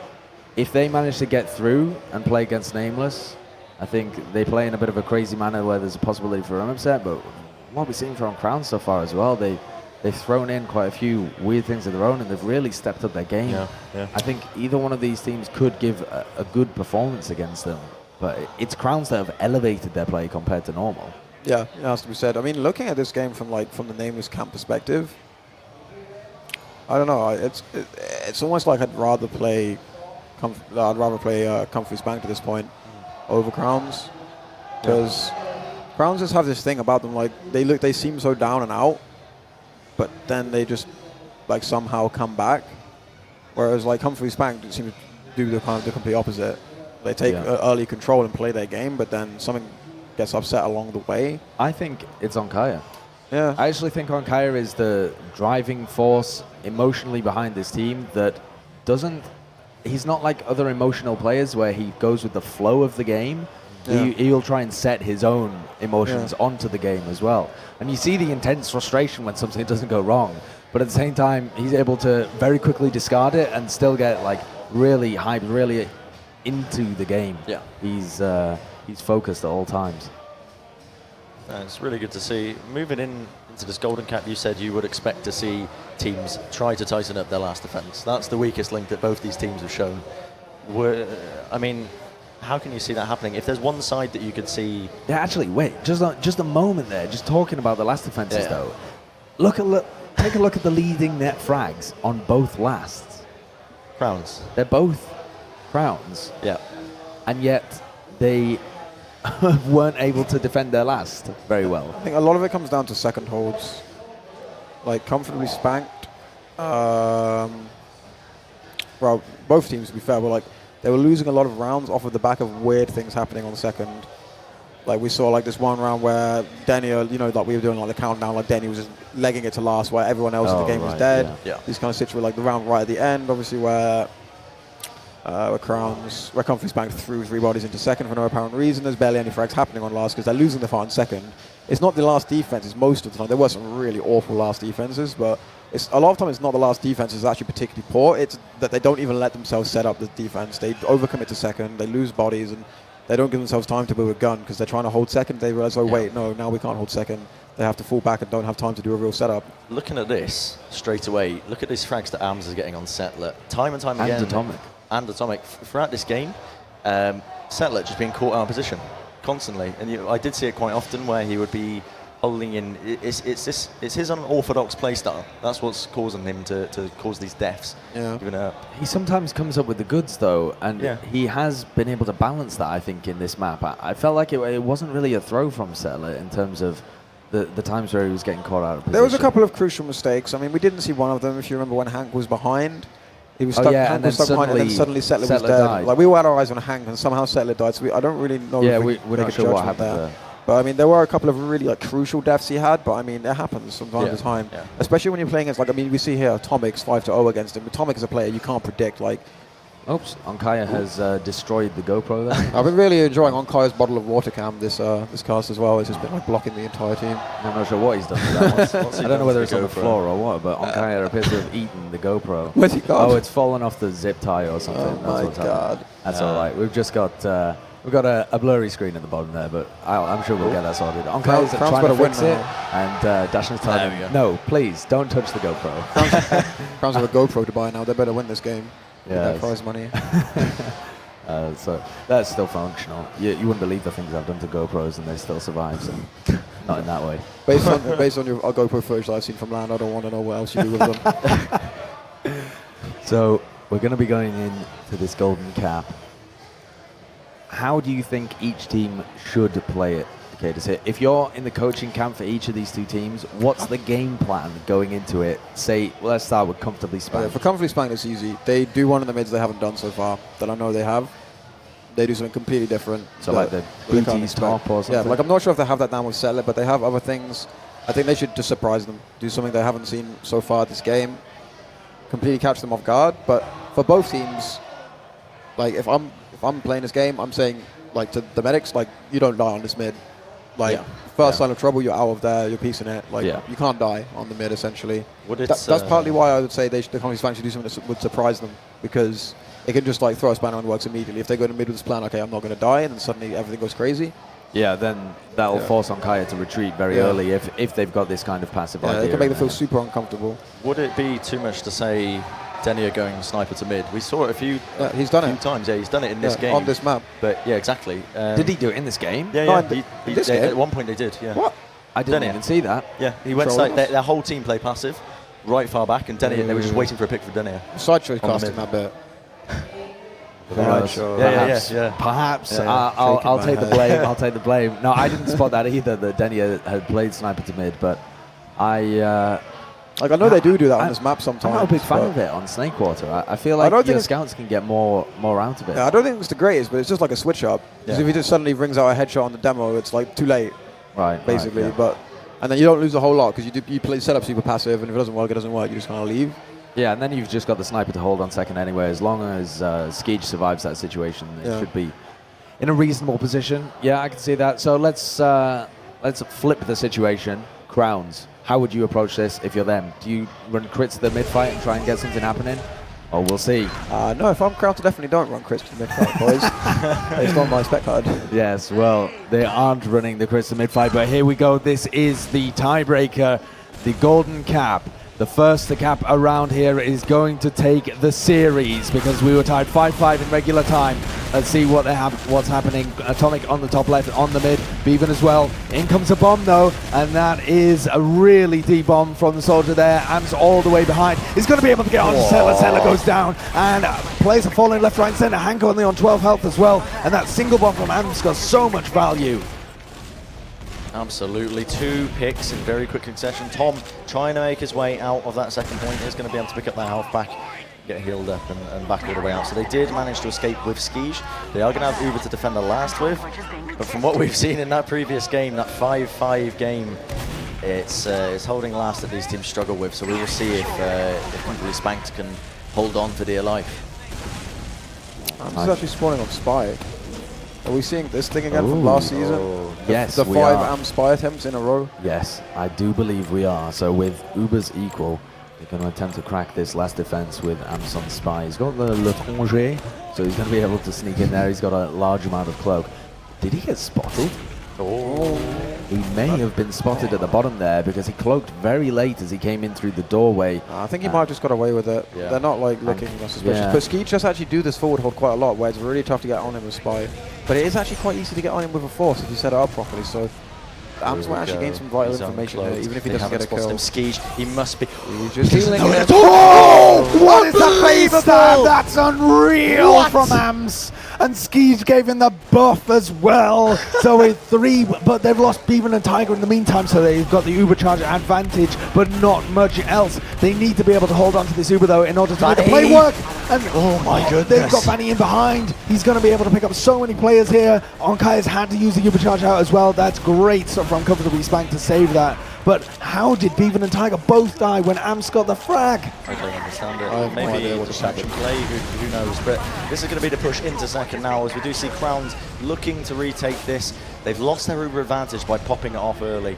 They saved it. How did they save that? I don't know. How do they throw that? Oh yeah, Bevan and Tiger. I mean, how do you let yourself die in that situation? I think when Tiger you're kind of died just before the pick. Oh, he got headshot by Denny Yeah. actually. Yeah, so he was just peeking an angle, got headshot, but then Bevan dies as well. I don't So know what Bevan did, but I mean, it's very unfortunate. I mean, as soon as you get that pick, you just got to hold outside if you're planning to repush or get ready to commit if you want to push straight away afterwards. But almost always the best situation is to back out, wait, think of a plan to commit, wait until Ants at least let the respawns. buffs die down as well. Yeah. But there's no point pushing as soon as the medic's dying. Like, I don't know, but we're back in the stalemate. Yeah. Are we going to see Ams sack in and then go Spy again, perhaps? I mean, that is a once-in-a-lifetime face-up. Skiege is definitely going to be aware of Spy now in all of these For situations. the rest of his life, in his dreams, in his nightmares. Because he was set up in the forward hold so brilliantly, but just beckoned in towards him with a buff, the 185 Ams. And, but in the end, didn't get any value out of it. So in comes Tiger, trying to get the force. Skiege has juggled so far up in the air, but is not going to be able to get anything happening. Atomic as well, stopped by Denia as he went in for the double sack. They don't get any value out of that double sack. Don't even manage to pick Denia off the back of it. So with 2 picks down, comes with Spank, going to try and extend it. He got an angle into Onkaya there, just only hit him for a body shot though. Oh, Ams has moved straight into them in the lobby Oh area. my god, they forced. Traded that frag, and I don't understand how they forced, but Uber's been popped off now, and they are getting a lot of frags because of it. 3 down on Crowns already. Hank, the only casualty. Settler may actually fall as well. He's on 21 HP. Bevan trying desperately to bring him down. Can he do it? He's being healed up. It's all for naught as he's just getting beaten down. Can Bevan get it? He's not going to be able to do it. Atomic's got for the back cap. He's got a 1v2 though, and he's not going to be able to make that one. In the meantime, Ams is in onto Skiege and takes him down. Just a solo play. He only had Denia defending him along with Settler. Settler was really fast asleep. He was literally like looking at the floor. He wasn't even like looking upwards. Skiege was dead before he even realized that anything was happening. In terms of how that overall played out though, Crowns played that one really badly. I think you've got to say that Onkaya shouldn't be popping in that situation. He popped just because Denia had an angle on him, and you can't be that scared if you're holding second as well. Even if you drop the Uber charge in like the great pick from Denia, you only lose like 1 point. You've still got hold of the map. Whereas if you hold on to that Uber charge, you've then got an opportunity to push last and win the round and win the series. So like if he drops that, this team still has to make 2 or 3 more mistakes for them to lose that round from that point. Like it's a very questionable one, it has to be said. But I mean, the stakes are high. Nonetheless, they have got an Ubercharge advantage now because Amps was able to pick Skeege. Skeege is running crits, so Skeege's team are going to aim to pop Onkaya off and then repush with the crit streak perhaps, but Onkaya hasn't popped this one yet. He comes in with the late entrance into mid, just takes a flick of damage, but this crit streak is just about to be up in the next 5 seconds or less. 90% onto him, and Skeege is not really connected to anybody, but all the frags are going their way anyway. Onkaya still has his Ubercharge, but really doesn't have that many players to use it with anymore, and may get caught by the crit streak as here it comes. Being popped off now, absolutely critical. Lovely air shot by Tom. Finishes up Tiger in the end. The crit streak really putting in a lot of work, but really the MVP in that was Tom. He jumped up above them on the midpoint, got right behind them, and they did not focus him down whatsoever. He managed to pick up some very easy kills. That was a nice play by Tom, but really questionable use of the crits, in my opinion, because like the medic was a long way away. Settler was not in the fight, so they were never going to get a fast like snap kill. It was always going to have to be like either a force or a poor reaction from Kaya. But who was that? That wasn't great. Denier actually goes down to the headshot from Denier, and they pop off the Uber to little effect here. And this could be Crown's throw-in because the crit streak is just about to be up. Amps is going to have to come out with something big. He spots Skeege, but gets destroyed by Tom. Great play from the Roma from comfortably Spanked, and now they have an opportunity. The crits is going to come in here, and they use it on the left-hand side. Settler's going to pop it off. They managed to take down the sentry. No, they haven't taken down the sentry yet even, and the players from Crowns are still quite far away from respawning, but they're getting the frag, they're getting on the point, and they're going to be able to take it. It's actually Skeege caught out of position now, and he's going to be going down as well. Unbelievable. How did they hold that one? Smear are able to get the frags that they need. They just weren't able to use the crits at all, stuck with a level 1 sentry. I think Settler can ignore that in that situation, though. Is it really his job when the crits is popped on him to deal with a sentry gun? It took him 3 stickies and about 5 seconds of the crits just to do that. I'm going to put that in the hands Denier on sniper. I mean, Denier 1-on-1. They haven't even spotted him. Can he get his shots off? Onto it. Unbelievable. Denier actually the one to pick up that frag with the distraction plays, bringing him down. And Kaya not going to be happy with that one whatsoever. For now, Skeege is going to have a slight advantage to work off. He is. It's going to be about a 30-40% advantage, actually. But he's got 2 players down at the moment, both of his flank. And they are just posted up on mid. Crown's on second, so the onus here on comfortably Spanked to make something happen. It's the golden cap, everything on the line. They need to be able to convert this one. They have the Ubercharge advantage. It's such a big advantage for them pushing into Snake Order second. They should be able to get some kind of value out of it. Denier peeking forwards. Tiger's in on the flank as well, but has been spotted. He's not going to be able to get anything out, and now he's just stuck behind them. And Skeege is already coming forwards. Like, they could just straight up go to last here. There's only going to be 5 guys there. They've popped in. Tom is actually taking a fight with Tiger in the backfield, so it's actually 5v5. Amps goes down. Tom falls in the back line, so it's still 5v5 because Tiger's not going to be able to get back into this fight for a long time. But actually, Skeege and the rest of his team haven't committed, so Tiger is now going to be useful. Denier just trying to get that angle off onto Onkaya. Onkaya a bit too smart in his Tiger in the back lines has killed a Hank in a 3v1. I thought he had Skeege for a second. It really looked like it. Yeah, it definitely did. That was, Tiger types in chat, LMAO, risky Skeege, risky. But he does pick up the frag onto Hank instead, who respawns on heavy. Crown's taking like an awful long time, like with this, considering Skeege hasn't been building. They're only just now popping out with Skeege getting up to 60%. This is getting really, really iffy for them. And Hank's not set up in any kind of position here. This is not looking good. Oh, wow. Okay. Settler falls as well, along with Vanny, and now they've got Hank stuck in a position where he's very immobile, not going to be able to get in any kind of position on the mid either. This could be disastrous for them. They don't have any mobility. They're running a sniper and a heavy. Double off class. Completely. Denier picks up Smear. Hank with the follow-up frags. This is actually working out quite well for them. They popped off the Uber in the end. Crowns now, they need to back all the way off. Onkaya, if he stays alive, they are going to have this Uber advantage once again. Are they going to be able to hold on to the second point? That's the question, as Hank is slowly but surely jumping his way onto that second That's point. exactly what Crowns wanted from that situation, though. Hank and Denier can't chase at all with the Uber charge, so they go in, they get the easy force, and now the Ubers are equal. No, in fact, they have a 30-40% advantage. So they are on last, but they have an opportunity to push back out from this one. This time, though, Hank and Denier are going to be set up, so this one's going to be super difficult, actually. I don't even know how you push this, to be honest. Like the sniper makes you pop early. You have to. Oh, Hank's running away. Uber popped out now. Here What we is go. that This is the play. They need to try and make this. Skeege goes down in the end. Smear picking him up. Oh, what a pipe! Straight onto Vanny, destroying him. 2 quick and easy kills for that man. And he's going to be very happy with that as they're already pushing all the way into this saw area. Hank's trying to be sneaky. Hank thinks they're going to push this way and he might be able to get onto them, but now does he go for the back cap with the eviction notice? How is that ever going to work? The back capping heavy. Oh no, Hank's caught completely out of position, but he could flank them. I've seen this play 1,000 times in frag movies where they just mow down the ball. Oh my goodness, how does he pick up Kaya as a heavy? How? This game has lost all reason, man. How does that happen?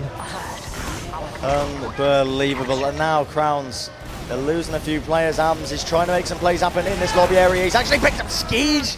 This is just trading time and time again. These players going down every single time. Vanny is actually on scout now and he's trying to trace down Beaver. He might take this frag. Indeed he does. It's a nice little trade for him as they look to recap this mid. This game has just kind of gone like. It's gone full crazy. Yeah, it's like it's just gone crazy. like there is no sense to what's actually happening anymore. Like Everything's out what's the going on? window. Tiger's just standing still. He's spawn camping someone. No. Oh, good God. I mean, that could have worked as well, but they seem to have lost track of where Tiger was, and then the sniper comes back to defend the respawning Skeege. I mean, this game is mental at the moment. It's like a game of mousetrap where you just keep rolling the dice, but no one will just land on the right square. Because like it's Crits is back out now. It's Crits versus Uber. I mean, how many times have we seen this? It's just like sometimes it's working, sometimes it's not. But I mean, how long has this golden camp been going on for? It's probably that toilet break was a good idea in retrospect. Absolutely. Let's see how the Uber charge coming out from Onkaya meets the Crits Creek from Skeege. Kaya's playing all the way back on balcony. I think they know that Denny is on sniper posted up somewhere, but I think they're giving him a little too much respect there. Do they know that he's running crits? But like Spanked were completely expecting Crowns to push there with the amount of advantage they should have had. I mean, it was kind of even-ish in the end because of the crits, but the fact Spanked don't push either means they're playing very slow from here on out, or they've read the crits hard. But based on the positioning, it doesn't look like they're expecting crits. Like Kaya's just kind of like he's not in a position where he can see a crit sticky suddenly coming. You know, he's just kind of in the middle of everything. And now neither team really wants to commit because comfortably Spanked have the crits Krieg and they just want to try and bait Crowns into them, force them out, and then re-push with the crits. But at the same time, Crowns, they're holding their second point. They don't want to try a risky push in. So I think at some point here we're going to see Settler realize that they have to use this crits Krieg aggressively if they want to get any value out of it. Because Crowns are not going to get baited into a push. I can't see it happening. They're not going to do something crazy like that, surely. Crowns won't do anything until my God, comfortably Spanked do something. Because I mean, Here comes Tom. Here comes Tom. He gets air shot, and then finished off by Atomic.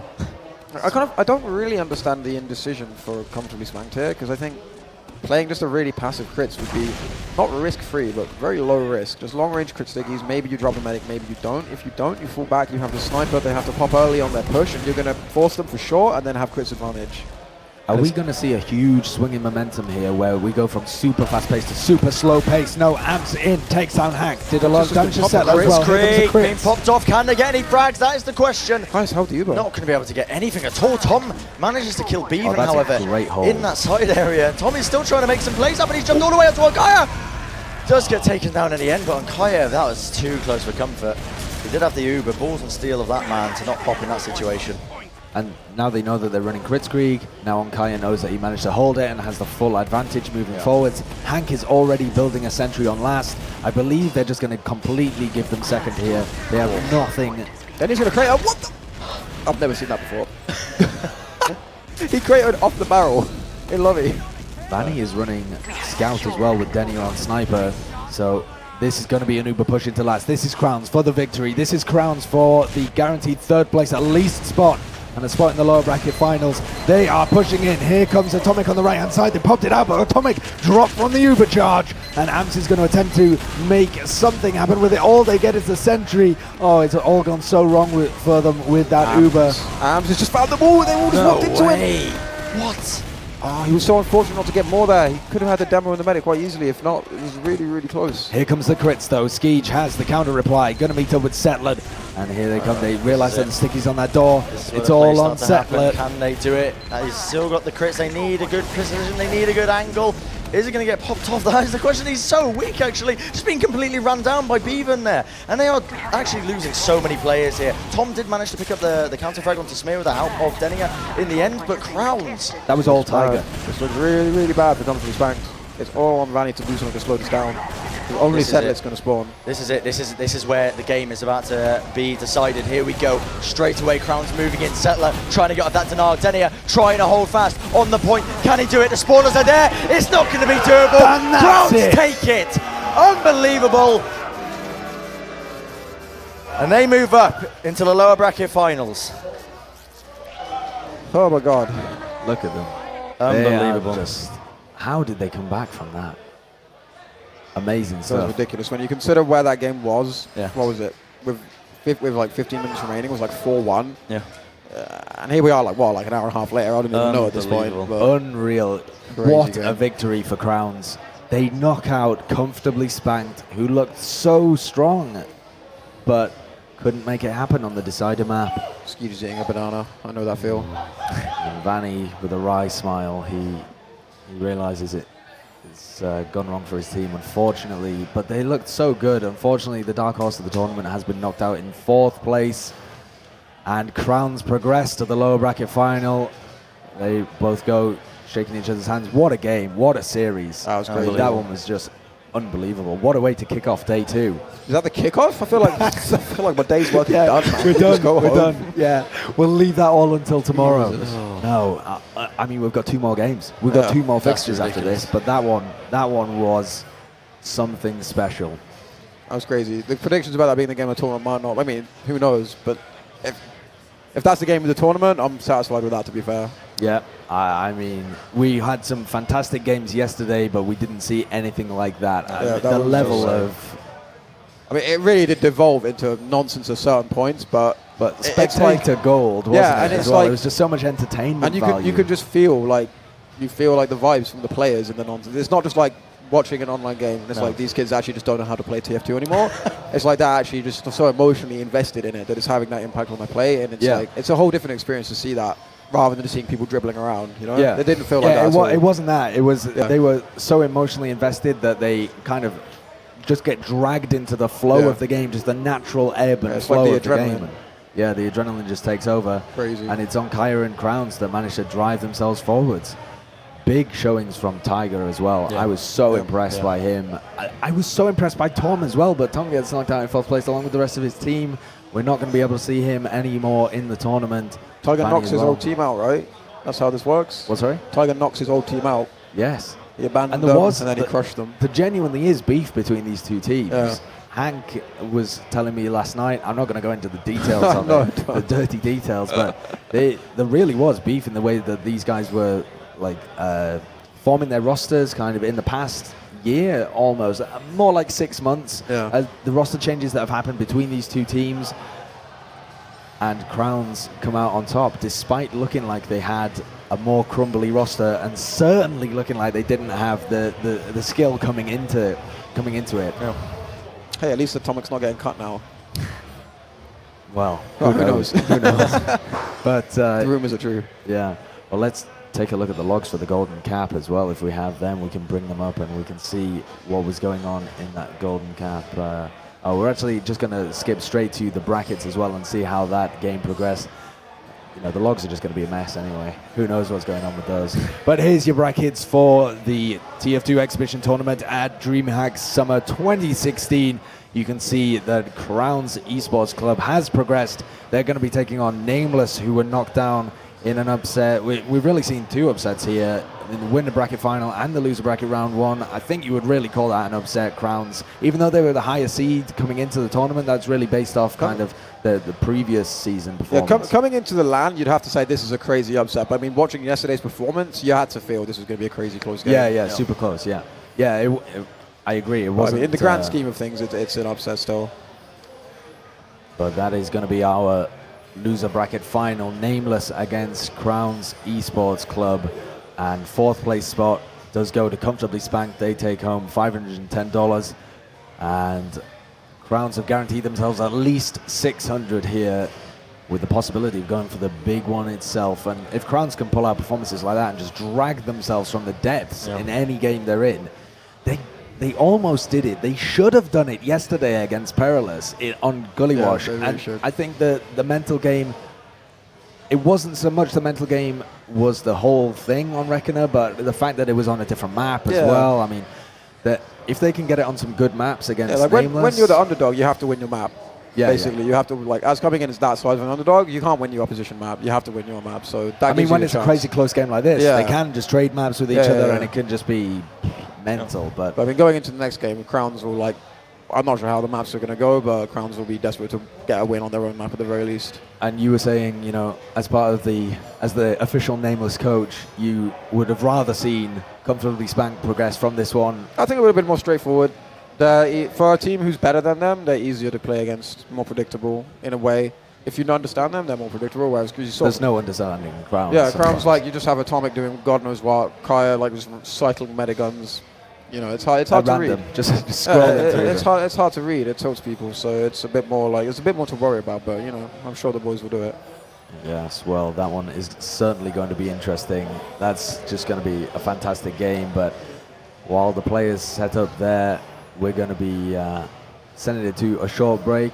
I'm not sure who the casters are for the next one. I believe it's Commander X, but we're going to be going to, it's Commander X, Admirable, and Turbo Tabs, I believe. It's just going to be the exact opposite. We're going to sub everybody out and sub a whole fresh load in. But we're going to be going to a half-hour break here, thereabouts, just to let Nameless occupy the table, switch in their peripherals, etc., get warmed up, and then we'll be going with the lower bracket final. And if this game was anything to judge it by, it should be one hell of a game.